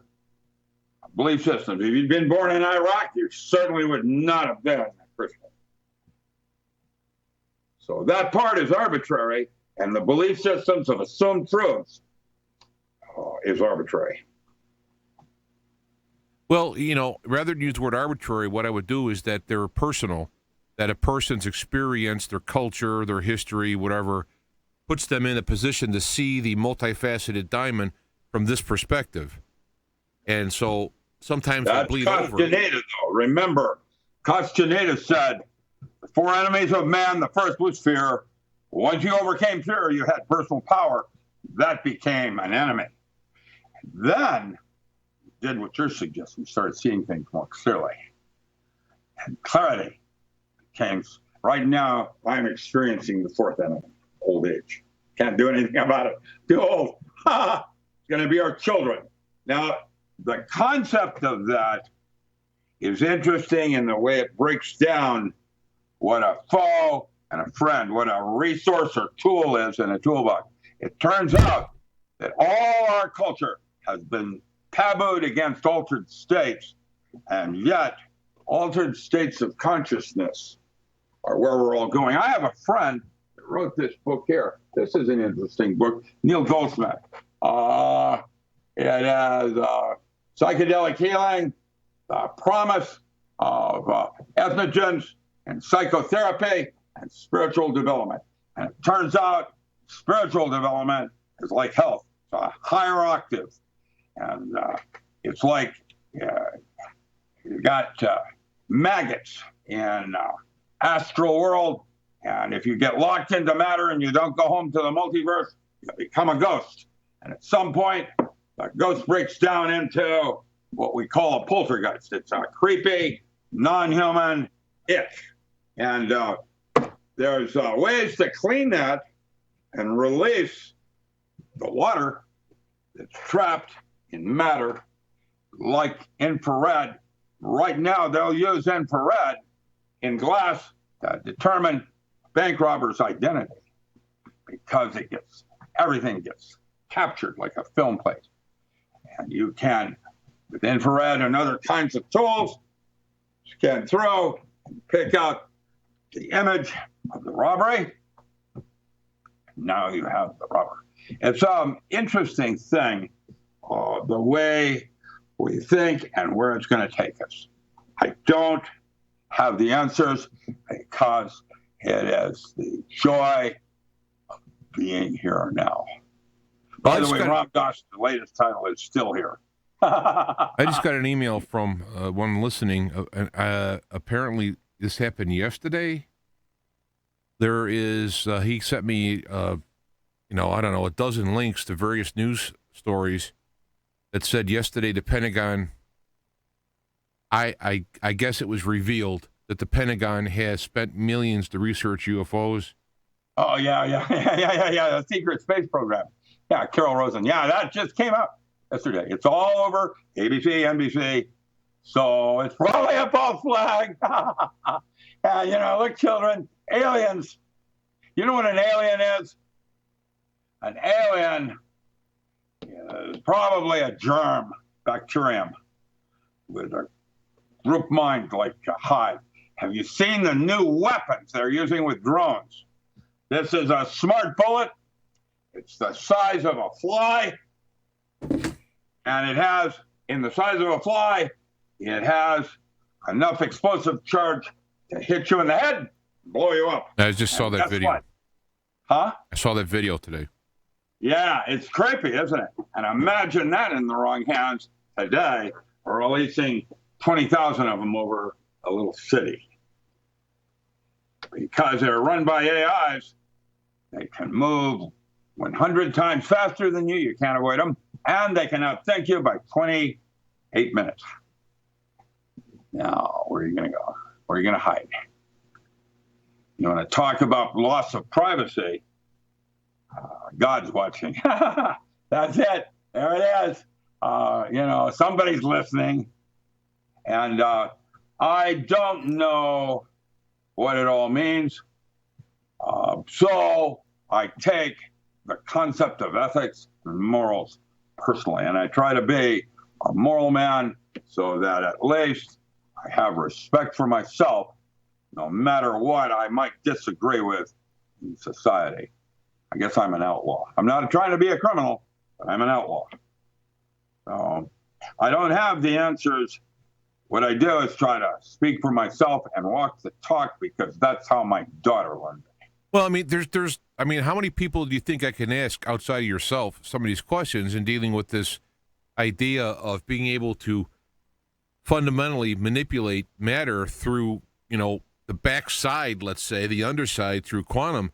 And to me, when I came up with this, when I was thinking about it, it all fit into place. CERN, EI, and AI. AI.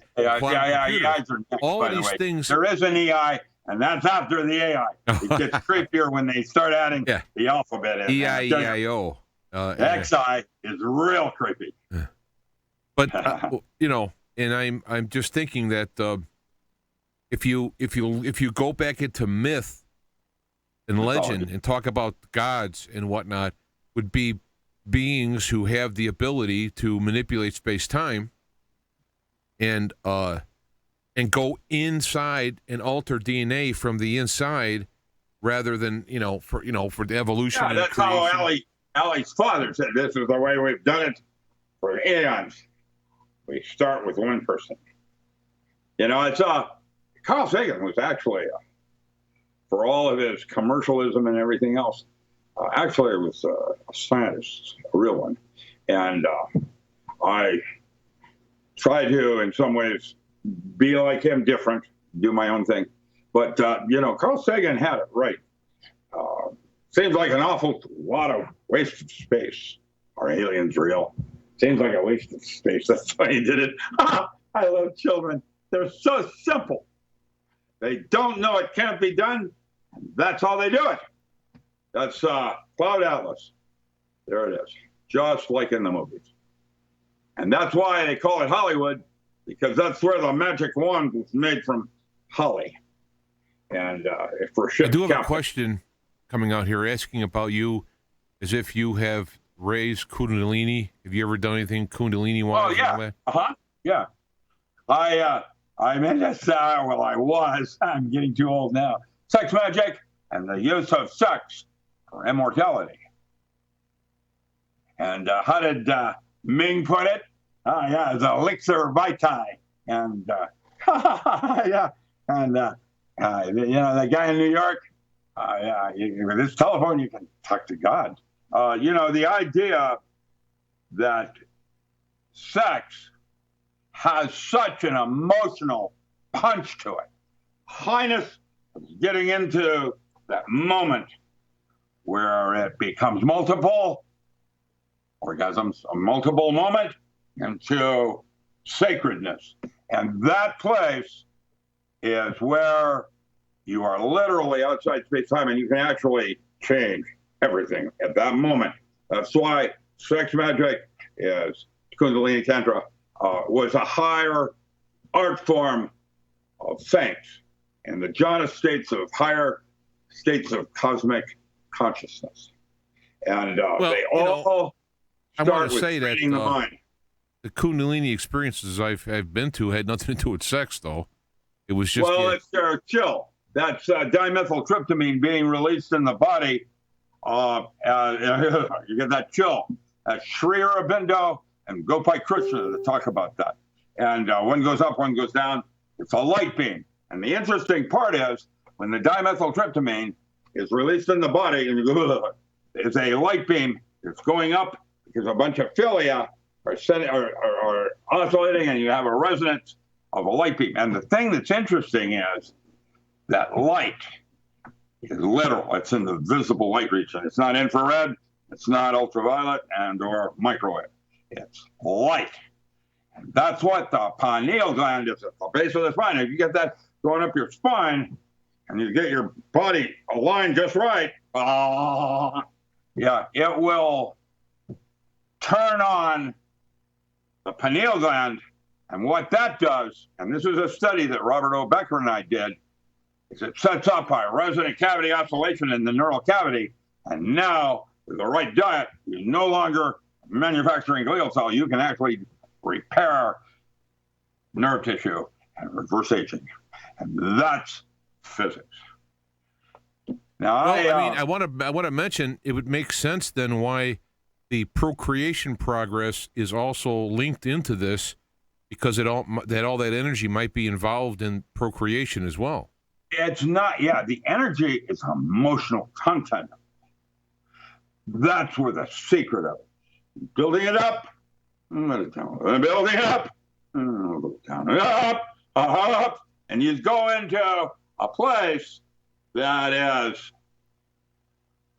and at that moment, you literally go back home like that for a brief moment. They call it a shabbat, sound current. It is Gaia, the voice of the silence, the serpent at the end of the rainbow, what the Moody Blues called the lost chord. And when you hit that point, that's where you're able to take psyche into matter. You can change the movie. Well, and that's what I'm practicing. Instead of doing drugs, what I used to do drugs so that I knew and jump-started my brain. And now I'm learning how to, using small amounts or nothing, just my imagination, because I'm trying to capture music of that specific neurotransmitter. There's 8 of them, and I'm trying to learn how to play like a conductor. And that's a small band, man, not a large orchestra. But that's where the magic occurs. Sleight of mind, not sleight of hand, sleight of mind. And being able to, at any point, generate that chill up your body. Now, everybody can do that. They just don't practice at it to the point where it becomes a tool. And when you can do 1 or 2 neurotransmitters, they can talk to the other ones. And now you got 4 neurotransmitters only by working 2. And I am learning slowly how to do this, and I'm writing about it. It's beyond meditation. Meditation is a bliss state. It's a certain brain state that Persinger and others have mapped. It takes 30 years to get there. You can jumpstart it by using brain drivers. All shortcuts to grandma's house always have big bad wolves, just like drugs do. But today, we're learning that psychoactive drugs are going to probably be our pharmaceuticals next century. Not talking about hemp either. Magic mushrooms, psilocybin, depression, and other kinds of maladies, because they do something on a higher level of brain states. Those are the neurotransmitters that I'm learning how to play, what I'll call brain music. Well, what I'm trying to go into all this is that it seems that in the mythology, the devil and whatnot cannot create. The devil. I mean, I'm using the devil made me do it. That particular side can't create. They can only take what's created and they could use it, abuse it, whatever. Well, okay, in my universe, the Essene philosophy, the fact that Jesus Christ, when he went to India for 30 years, lost years, what do you think he was learning? Essene philosophy suggests that they have philosophy. So, the Jains came out of that, where they sweep the ants in front of them so they won't take a life. It's an art form. And with it, it's a mentat. It's a type of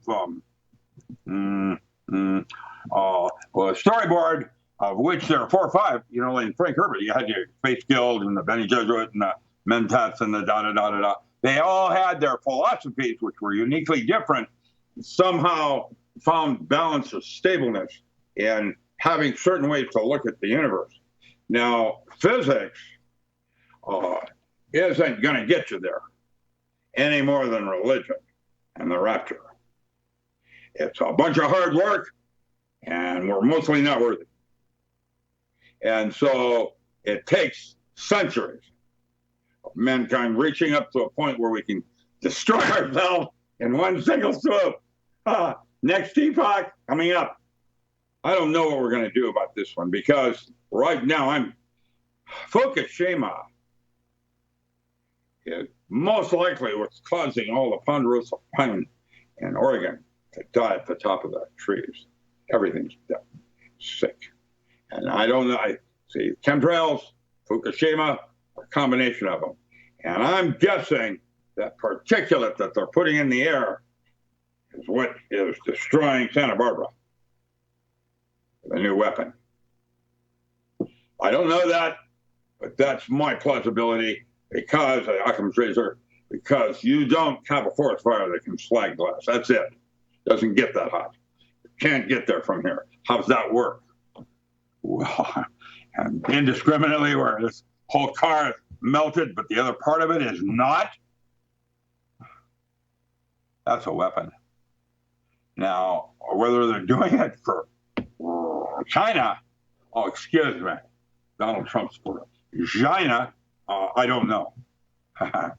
Yeah, you gotta love it, man. It's all crazy out there. And I don't have the answers. I can talk for myself, and that's not working that great. You need to buy my books. As I live. Well, again, going back to I know you want to answer, and I may not be able to give it to you. Well, I mean, that's okay, but let me finish because I'm talking about if you go into like Lord of the Rings mythology, I mean, any of these things talk about having the bad guys, the dark side, whatever, all right? They're able to manipulate matter, but they can't create. And it seems to me that the difference between God and everyone else is the ability to create. Now, legend has it that God is made humans in his image. I've come up with the theory that perhaps humans have the ability to create, meaning that it doesn't manipulate matter, it can create stuff. The demons, the aliens, the whoever you want to say, are trying to figure out how they can look inside our DNA and whatnot to get that creative, that God gene, if you will. And now you have the people in technology looking for the God particle, and it looks like that this is the method of trying to figure out how to control and therefore create inside the space-time continuum. And it seems for the first time that there is an actual potential inroad to that using the things I brought up before. So that's why I think it's important, because right now you got the world. If they are starting to actually get into that area, you have a lot of stuff happening on the planet. I mean, everything from weather and volcanoes. We're going down the wormhole, and we probably won't be a seventh epoch because of the radiation. That's how that works. I've got plenty of life forms surviving at Chernobyl. What is that? Black slime mold, Fukushima. And now it's attacking the capital, Washington, D.C. It's on everything. We have black mold in our forest share. It's extremely toxic. Now, where did that come from? Well, you know, living down in Galactic Center, we're out here on the rim where it's relatively safe. But imagine down in Galactic Center, that's the hot spot of hotspots in that center with radiation. Now, what life forms do you know thrive in radiation? That may be what's terraforming Earth. How's that? Well, there's this is the thing. Is that if you look up into the night sky, not only within you have galaxies, right, but within our own galaxy, there is so much matter, and there are so many possible planets to live on and all that. To have a life form that's so radically different, like you're talking about, want to transform Earth for some reason, it just sounds to me so like they wouldn't even know we're here, let alone care if they can go to other places and transform things. You know, I mean, there's a reason why they would want here. And if they're a different life form, they're not going to be wanting because they like trees and water. I'm just kidding. Actually, legend has it they were here for gold. And it's interesting because a friend of mine at Caltech said, Nibiru's IR signature's wrong. And another friend of mine piped out, oh, yeah, it might be a Dyson sphere where our future is coming back to meet the present and collect the rent. How's that one feel? I can tell you there's something weird going on, and you're not going to know about it until it happens. And blue and red Kachina suggests a redshift with something going through our solar system so quickly you don't even know until it's done. And it goes downhill from there because your moment is probably right this moment. And all of this is that Hawking's brief moment in time. Let me go to a question here. If someone asked specifically for you, how does Dr. Ram recommend a seeker refine a path when they're in the, quote, return of Saturn, unquote? Saturn return. At 27, they're going to go to jail. That's Chinese. Yeah, good luck. You won't even know if you die on the cross until you're after 32. Sorry. That happened to all of us. I went from being a physicist into a mountain man like MacGyver doing herbs. Spent the next 30 years smoking pot and out in the woods, living off the ground like MacGyver, and write about it. And now I'm going back to physics because nobody else can do it. But it's a joy. I guess I have to thank God for the gifts. It's not actually a gift; it's a double-edged sword. I have a report card, 4th grade. Ricky is very disruptive. He asks too many questions. Gotta love it, man. It's education in its very finest moment. I think that our children, I'm tangenting, this is important, I'm going to say, are possibly our most important resource. And whether they have a good, mediocre, or bad time in elementary school sets the stage or set and setting of how that child becomes a pedophile, a gambler, and spousal abuse. They learn it from their parents. And so we have to be extremely careful.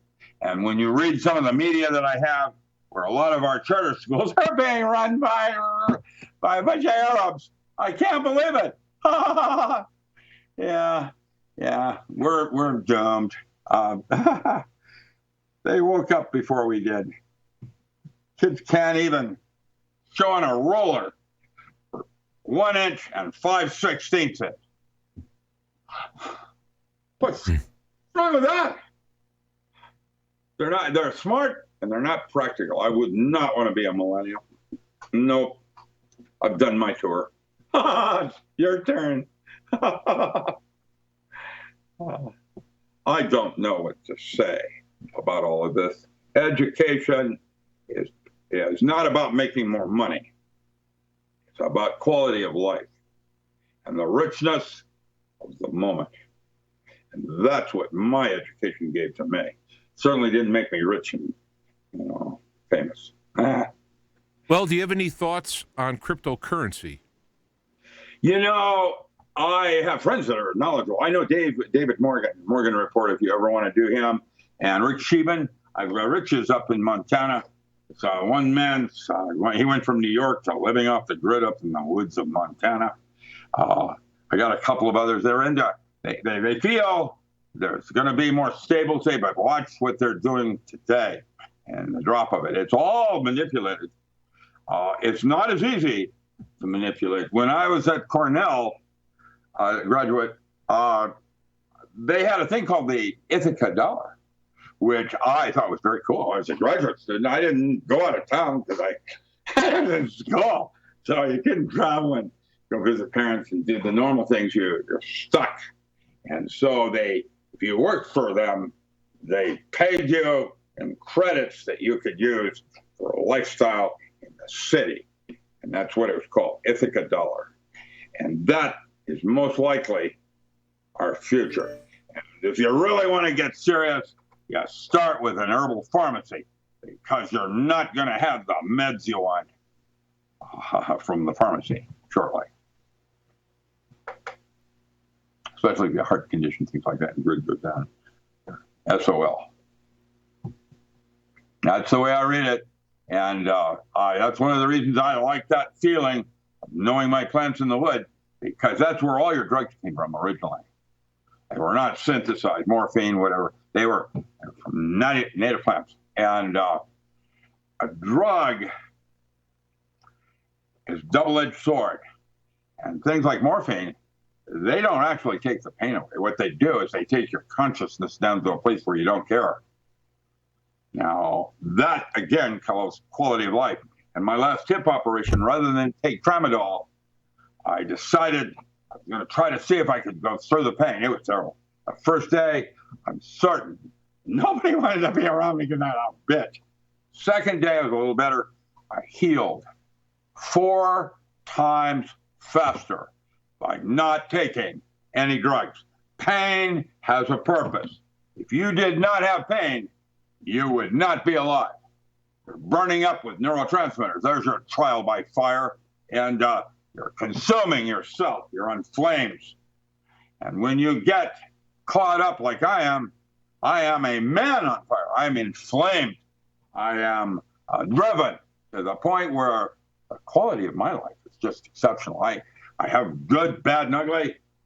That part, like Satan, man-made. God is not in conflict with anything. God is. And it was man that polarized them into two pieces. And newsflash, Christians, before Christianity, they didn't have the devil. They had demons. They didn't have the devil. How's that work? So I have questions about what God is and what God is not. I'm not like Conan and think that God Chrome doesn't give a damn about man. I sense he does, and that the purpose of the pain we go through is with intent and our choice going in. Right. So suck it up. I had a little girl die of leukemia. I would not wish that in my family. It devastated me. We have someone asking if you would qualify what a brain driver is. Oh, a brain driver is where you put 40 hertz in one ear and 44 hertz in the other ear, and your brain goes right straight down into delta state. It drives the brain into meditative states, whether you like it or not. It's a shortcut to the practice. Let me ask you then, because when I was in the hospital, I had a MRI, and while I've seen one from the outside, I'm just so very glad that you came out okay. I personally say that. Wow, look at that grin. but I've seen them from the outside. I knew they were loud and all this stuff, and I know how they work, all right, from the inside. But when I was underneath and they did it, I got a phasing that went from left and right, fast, slow, oscillating, and it just about drove me nuts. I mean, literally drove me nuts. Yeah, you're going in and out of the multiverse right then, and you have a choice. And the last great choice is at the moment of death you have a choice. And this is discussed in the Tibetan Book of the Dead. And it discusses the difference between the tunnel of light and the blue light. And they're different. And I met and spent 2 weeks with Ibn Alexander in the jungle back in 2014. He's the one that wrote Proof of Heaven, the book. He's a neurosurgeon, had a near-death experience. And previously I had studied with James Hillman and Kubler-Ross, Elizabeth, and I started to recognize distinctional differences in our experience of death and how we relate to it. And getting off the wheel, not coming back here, physical plane, is the quest of most truth seekers. They want to merge, go back to the Lord. That's called God realization. And that movie Dreamscape, where they tapped into the woman that's dying to see what she's experiencing. And there's this big whirlpool of dots going in a maze around. And as you're dying, go into the flow of the rest of it. And that is the multiverse. It's chi. It's on the surface of the skin. It's not inside your body. It is your chi. The outside of the body that responds to such medical practices is acupuncture. It is microtubules on the surface, and that's how you can poke the left arm and have a reaction on the right arm, where you can't do that with blood, nerve trunks, and other transport processes through the body. That one is structured water. And that's what Jerry Pollack's works are about, the idea that you, the way Jerry discovered it was that he was interested in the fact that when a weightlifter damaged a muscle, broke a knee, whatever, that the muscle always went back to the original shape rather than starting out from scratch and developing back like we mostly think. And that's because he thought that muscle tissue had memory, but it wasn't the muscle tissue that had the memory. It was water inside the muscle tissue. And now that breakthrough concept is in everything, and is going to change our world.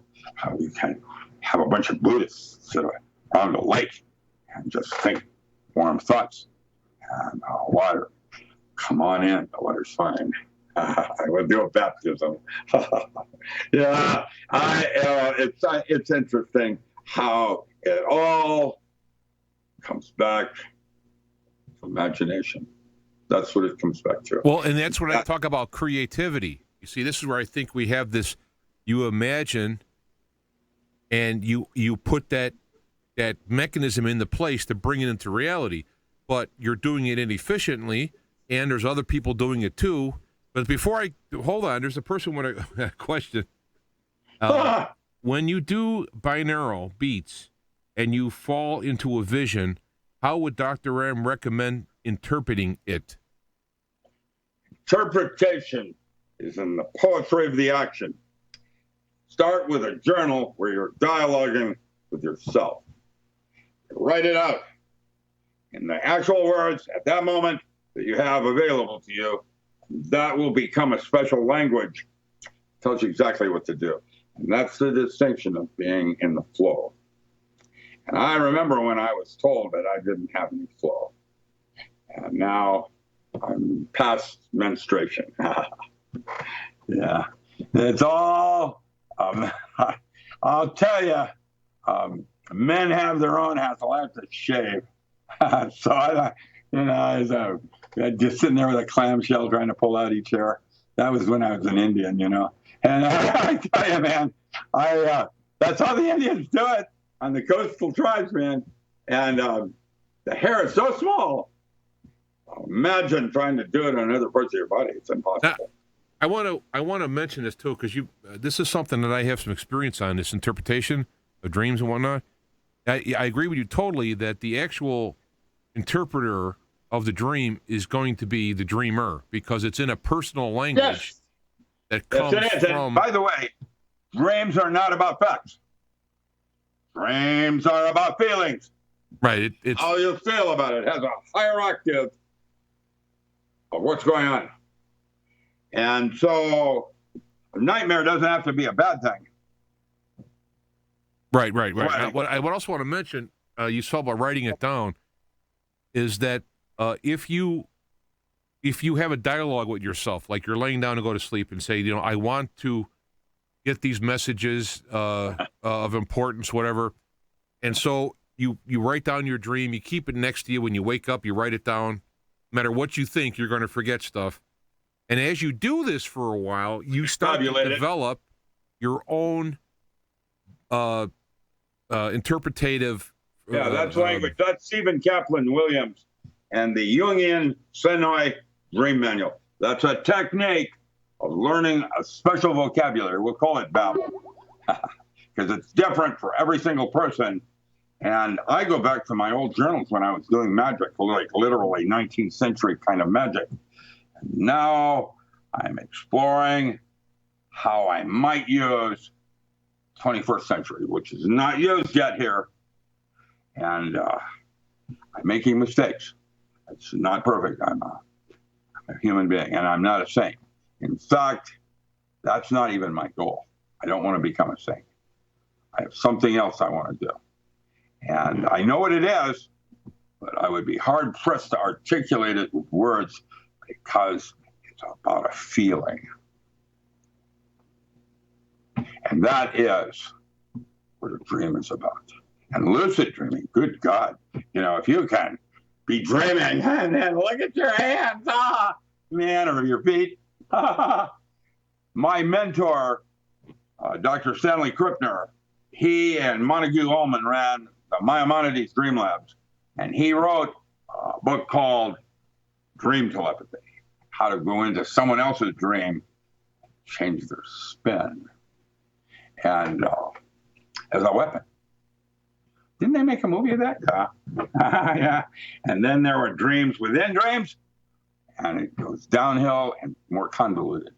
If you start to realize that imagination is the start point, not the end game. Yeah, well, that's what I'm saying. If you do that, if you write down your dreams, you'll start to develop your own language, your own archetypes, and you'll understand things. And I had a teacher once who was I thought wise. Now I think wise because this is what she was saying.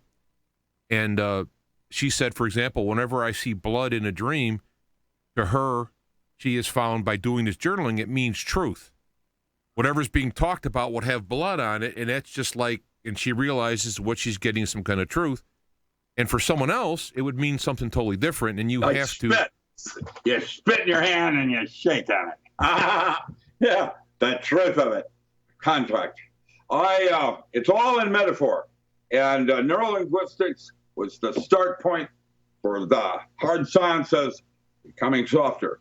You know, when Greece happened, and the highest level, in my opinion, for man occurred, their technology was archetypes and feelings.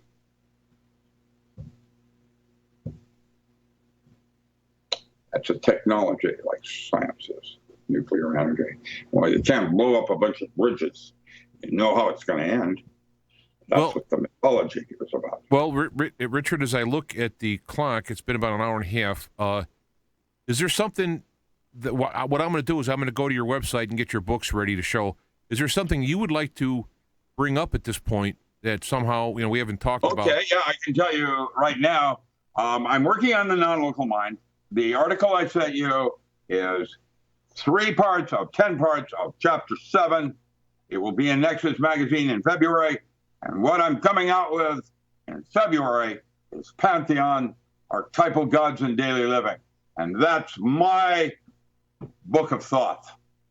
It's 22 chapters, but I'm going to do it a little different in terms of how you integrate these storyboards in your personal life as a way of taking charge of your future timeline.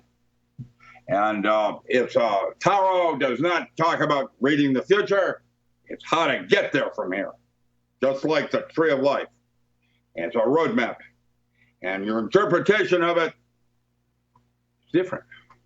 I know the same cards come out, and I will read it differently. How does that work? It's not about the cards. It's about radiesthesia, tapping in something inside yourself using something external, like a witching stick looking for water. That's where the different languages come in. And why the burning tower does not mean bad. Yeah, I have a lot of books in there. I mean, a lot more where that came from, man. I got 3 metaphysics books out, and there's 15. And these are the courses I taught at Harvard on metaphysics. It was graduate level. John Mack took course number 3, I think it was, in 1992. And that's when he started his alien abduction studies. That's just page 1, 3 pages. And I got lots more where that came from, man. This we're scrolling the books here while Richard is talking. This is in richardallenmiller.com, and you choose to go to the library shop, and you could see the there's that magical mushroom handbook for high times. There it is. A lot of the ebooks are reasonable as far as people who maybe have a tight budget, and you can also buy the set together. Yeah, I have samples. You can buy the entire ebook set as well. I had somebody that came in and said, I want to buy the Richard Miller Library. How much is it? And it's about $268 with specials and everything. $268. And that's me at this moment. Before I'm worm food, I'm going to beat Roger Bacon and Shakespeare both. Yeah, I'm going to do it because I had no idea that my passion, my purpose here was to write. I had no idea that until my little girl died at age 60, and they made me penniless. And I had to rethink who I am and how I'm going to get through this mess. At age 60, I had to start all over. I'm 73, and this is what I've got going now. And I hope you all like my stuff, because I'm a polymath, which means I am a world authority in a number of different fields, not just one. And that is, how's my head? I see my picture, and I see my head floating above it like I have a halo. You see what I'm saying on my screen? Yeah, this is your Fund Me page, and there's so much stuff on here that people can do. I mean, of course, you have many shows, both with just us. Yeah, and every day, and each show is different, because, like you said, you like working with me. I like working with you because we're spontaneous. It's not pre-rehearsed. It's sort of like we don't even know what we're going to talk about, and so it's more real and in the moment, not contrived and prepared. And I think a lot of people function better that way and get us both. Read us. The dark night of radio. Listen to you. Driving a trucker at night, man. I tell you, I love it. I would have loved to see your new bike. Oh, I did see your new bike, didn't I? Yeah.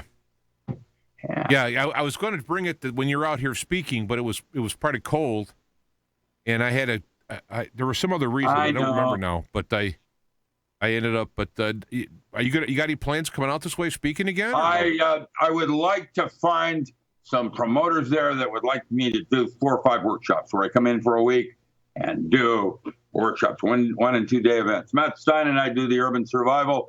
I could probably do a workshop on every single chapter in Power Tools. That would include Tai Chi, where I teach you in the end of the day we're doing basic Tai Chi and breathing to change your perspective of time. That's what made the SEALs form of martial arts verge on paranormal, to have the precision of people are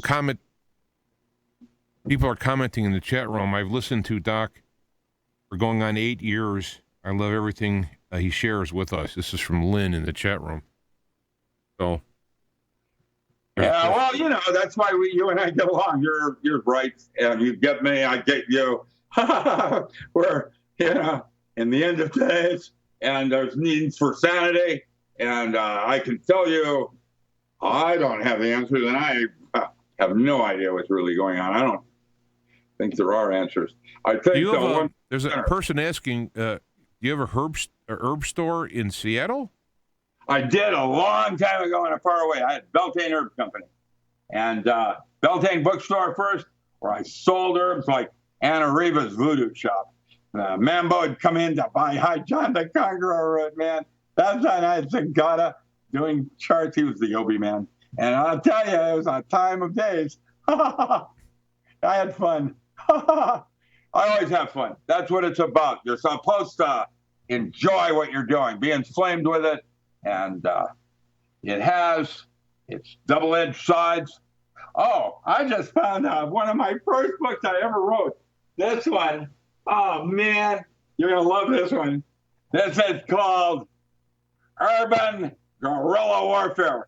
It's on women's herbs for the country doctor. Things like pregnancy and what drugs to use for menstruation and things like that. It was like really tranquilizer, how to do your own drinks. And menstruation, other kinds of things like that. How to speed up hepatitis, headaches, hemorrhoids. Yeah, I had it all. And this is country doctor, an open door clinic, the first flying squad set up by the fire department and a bunch of people that were in prison working work release. We were manning phones for people that had drug overdoses. We talked to them when we get rescue squad out. So, are you going to scan some of these things in or something? And what's that? Are you going to scan some of these older books in that you find? I'll show you the one I'm scanning right now. You're going to love this one. oh man, this ought to do it for everybody. When I was working Mankind MRU, I wrote this one. Why, Carillion cephalontomography. And, oh, look, it's showing you how to do it, and how to build it, etc. So a lot of math, a lot of pages. I proved that Carillion photography isn't reading auras because it's too complex. However, rapid scan medical diagnostics resulted from Carillion photography as an MRU. Are you going to be your events page? Are you going to be appearing at some place? I have. Yes, I haven't. Okay, I have just been invited to 6 different Comic-Cons as the real Doctor Strange. The kids love it, man. I come in my 280C and they all get me. I have a 280Z I restored. It's a killer. Well, December 19th, Yeah. December 19th, I see you're going to be on Ascension Center Revolution Radio. So people can go to the website to find out about that. Oh, yeah, I have a lot of radio. That's you. You are more spontaneous. Hey, Rick, what are you doing? Funding. I just said, sure. Yeah, but because I need to sell my books, that's my only source of income. You think Medicare and Social Security are going to take care of me? No. I want to mention this. This is kind of important because a lot of people who are for our Intel guys and all this stuff, they got some pretty decent money coming in, and you're one of these guys who literally wrote the book on a lot of this stuff, and you're out there writing yourself. With my tin can, walking with the blind. Yeah, I tell you, that's because of the little girl that died at age 50. I said, boy, I could do any drug, go anywhere I wanted. I had it.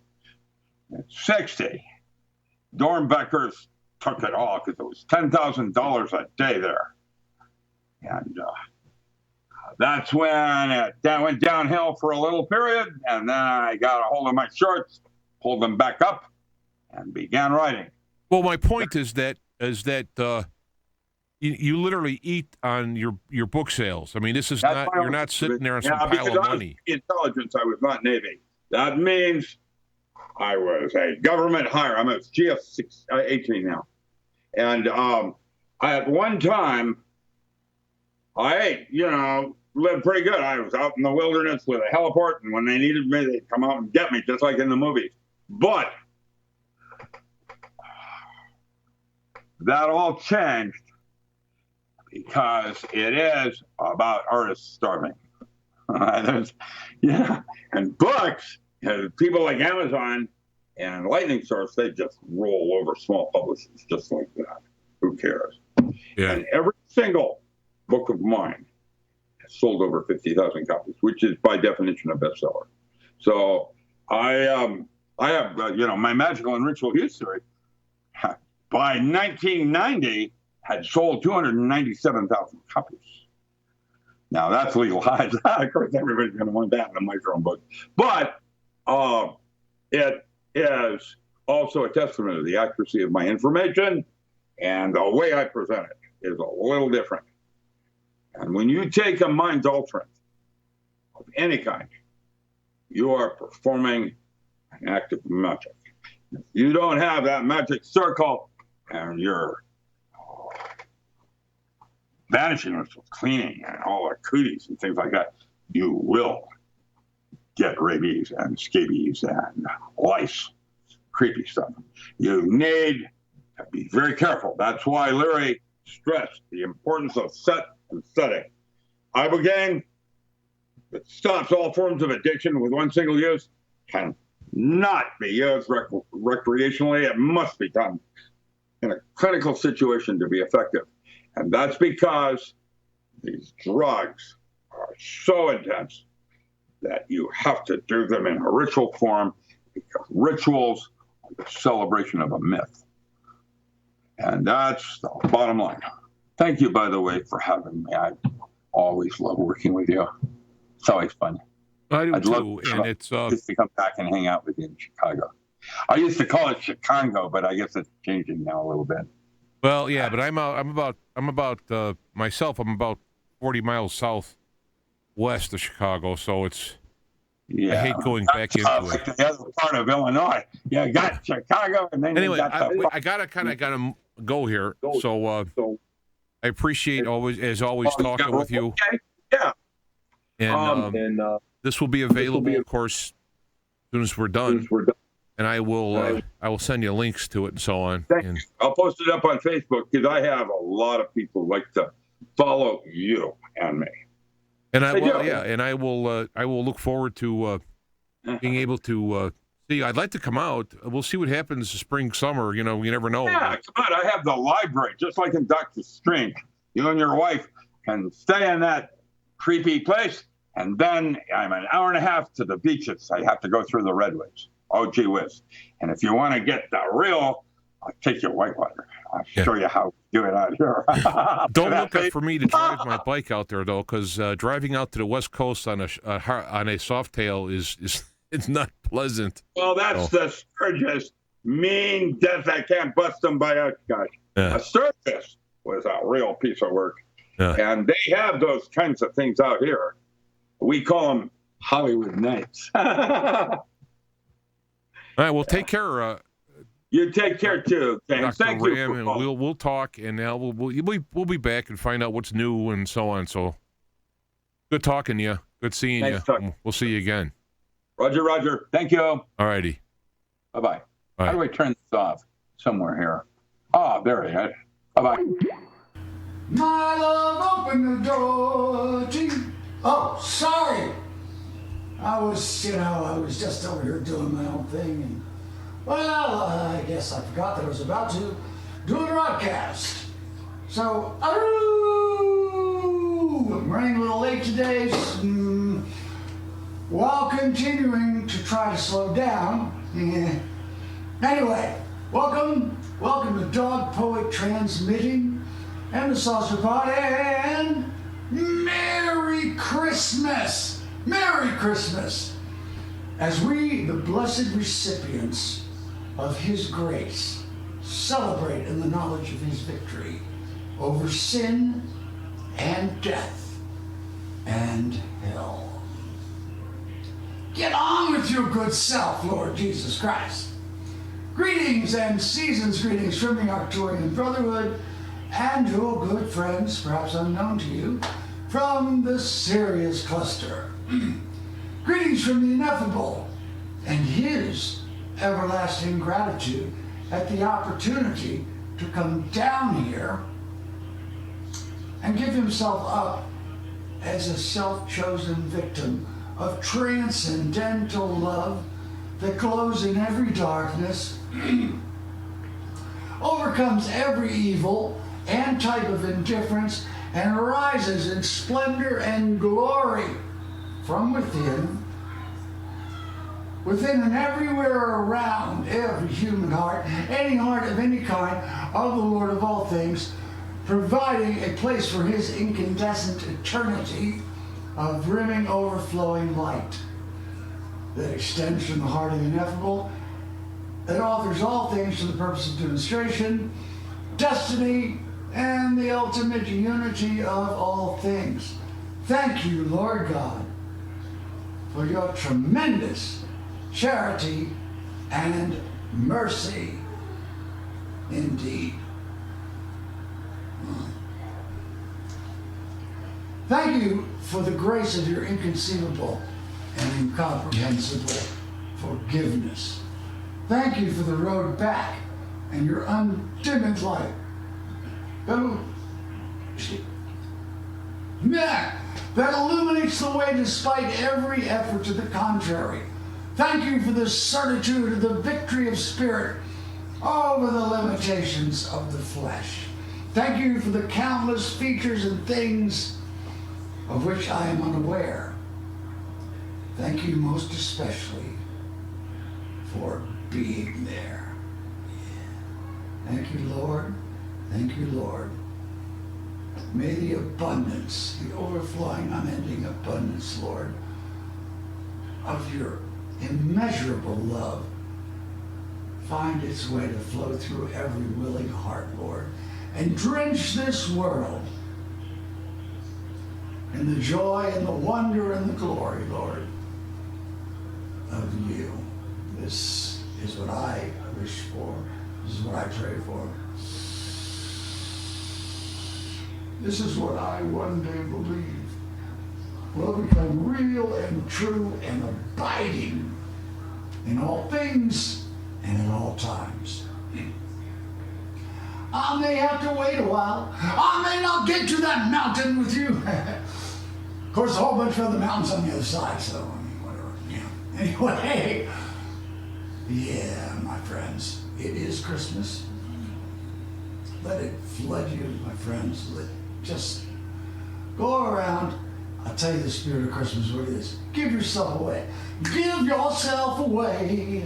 Each and every day, give yourself away. Ooh, yeah. Why do you get what I'm talking about? More or less. Maybe just a little bit. That would be nice. Yes. Well, I'm filled with song and joy and wonder as I approach that most magnificent of days, the birth of the Almighty, living Lord, today, yesterday, and tomorrow, same as forever. That wondrous, emblematic truth of the victory of love over all things. Oh, yeah. Oh, yeah. My friends, every year we come to the birth of the light, which is the solstice, as it represents the beginning of the growth of light all the way to the summer solstice, where it begins to decline at about a minute a day, if I remember correctly. And then came Easter, which was set up at that important get-together of religious somebodies who later became rendered into nobodies. In 325 BC, I think it would be CE, 325 CE, at the Council of Nicaea, they established that Easter would be held on the first Sunday after the first full moon, occurring on or about the vernal equinox, and from that point forward, Easter date depended on the ecclesiastical approximation of March 21st, the vernal equinox, or something like that. C, I think it means common era, BCE, before common era. FTC is also some sort of an honor given out by the Queen to some notable or noted British subjects. Presently, the Queen is Dame Elton John, and we expect there to be a lot of gifts given out. I think posthumously, George Michael will be getting an award. It's a little men's room, you know, and it's got flickering street lamps over it, and no, visible, stop! Okay, I stopped. I don't know if that was funny. Kind of, okay. Well, you know, I wonder if the institution of the common era, CE, whether that has to do with some juncture point at which everyone just became common. Well, I would think personally that would be whatever would follow the Hellenic era, you know, post-Platonic and all that sort of thing. But what do I know? I know that Jesus was born in a time of darkness, because that is when avatars appear. When so much confusion is manifest, and at that point, a high emissary from the illuminated realms must appear to set things in order again. Yeah. So, it should be absolutely apparent then that we are in a time of serious darkness and confusion, because on every level it is palpable. The sexual perversity is ubiquitous, and proof that some are sicker than others, and that some others are even sicker still. The world is a plague, an enthralled place of material excess. From cell phones to sex toys, it's all on display. And me, I'm running away. I'm running inside because I don't know where you would go outside.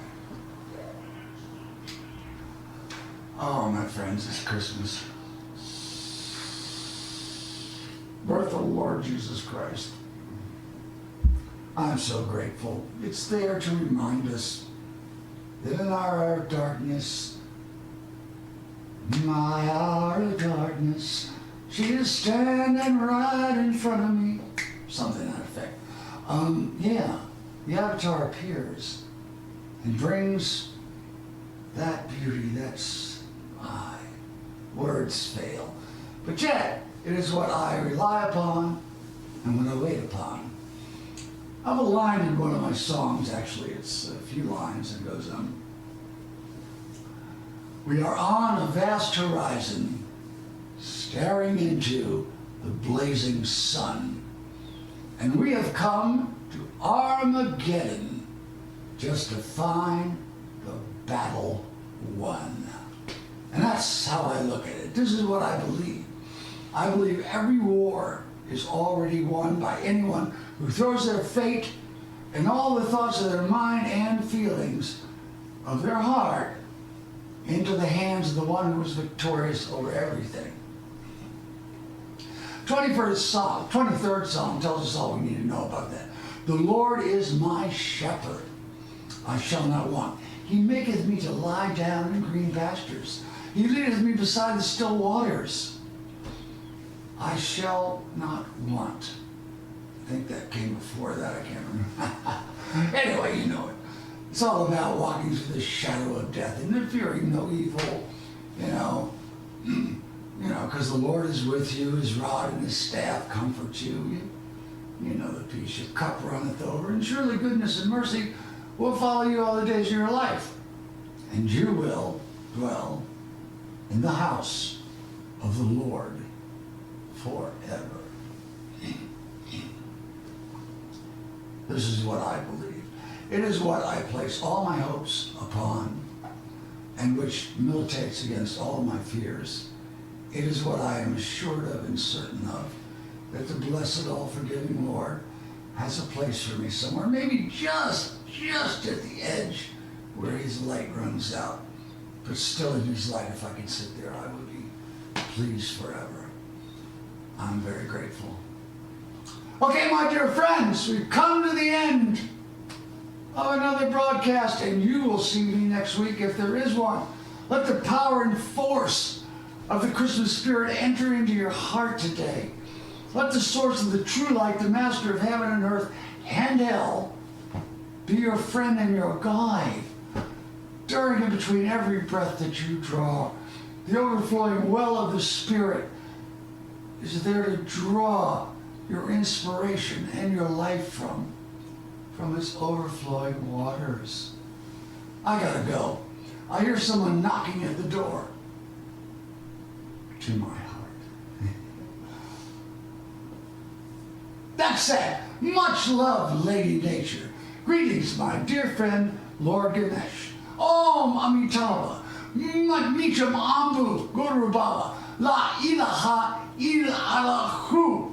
Hare Krishna. Hail, Lord Jesus Christ. Carry on, Baha'u'llah, Aloha, and Adoo. Merry Christmas and God bless you, one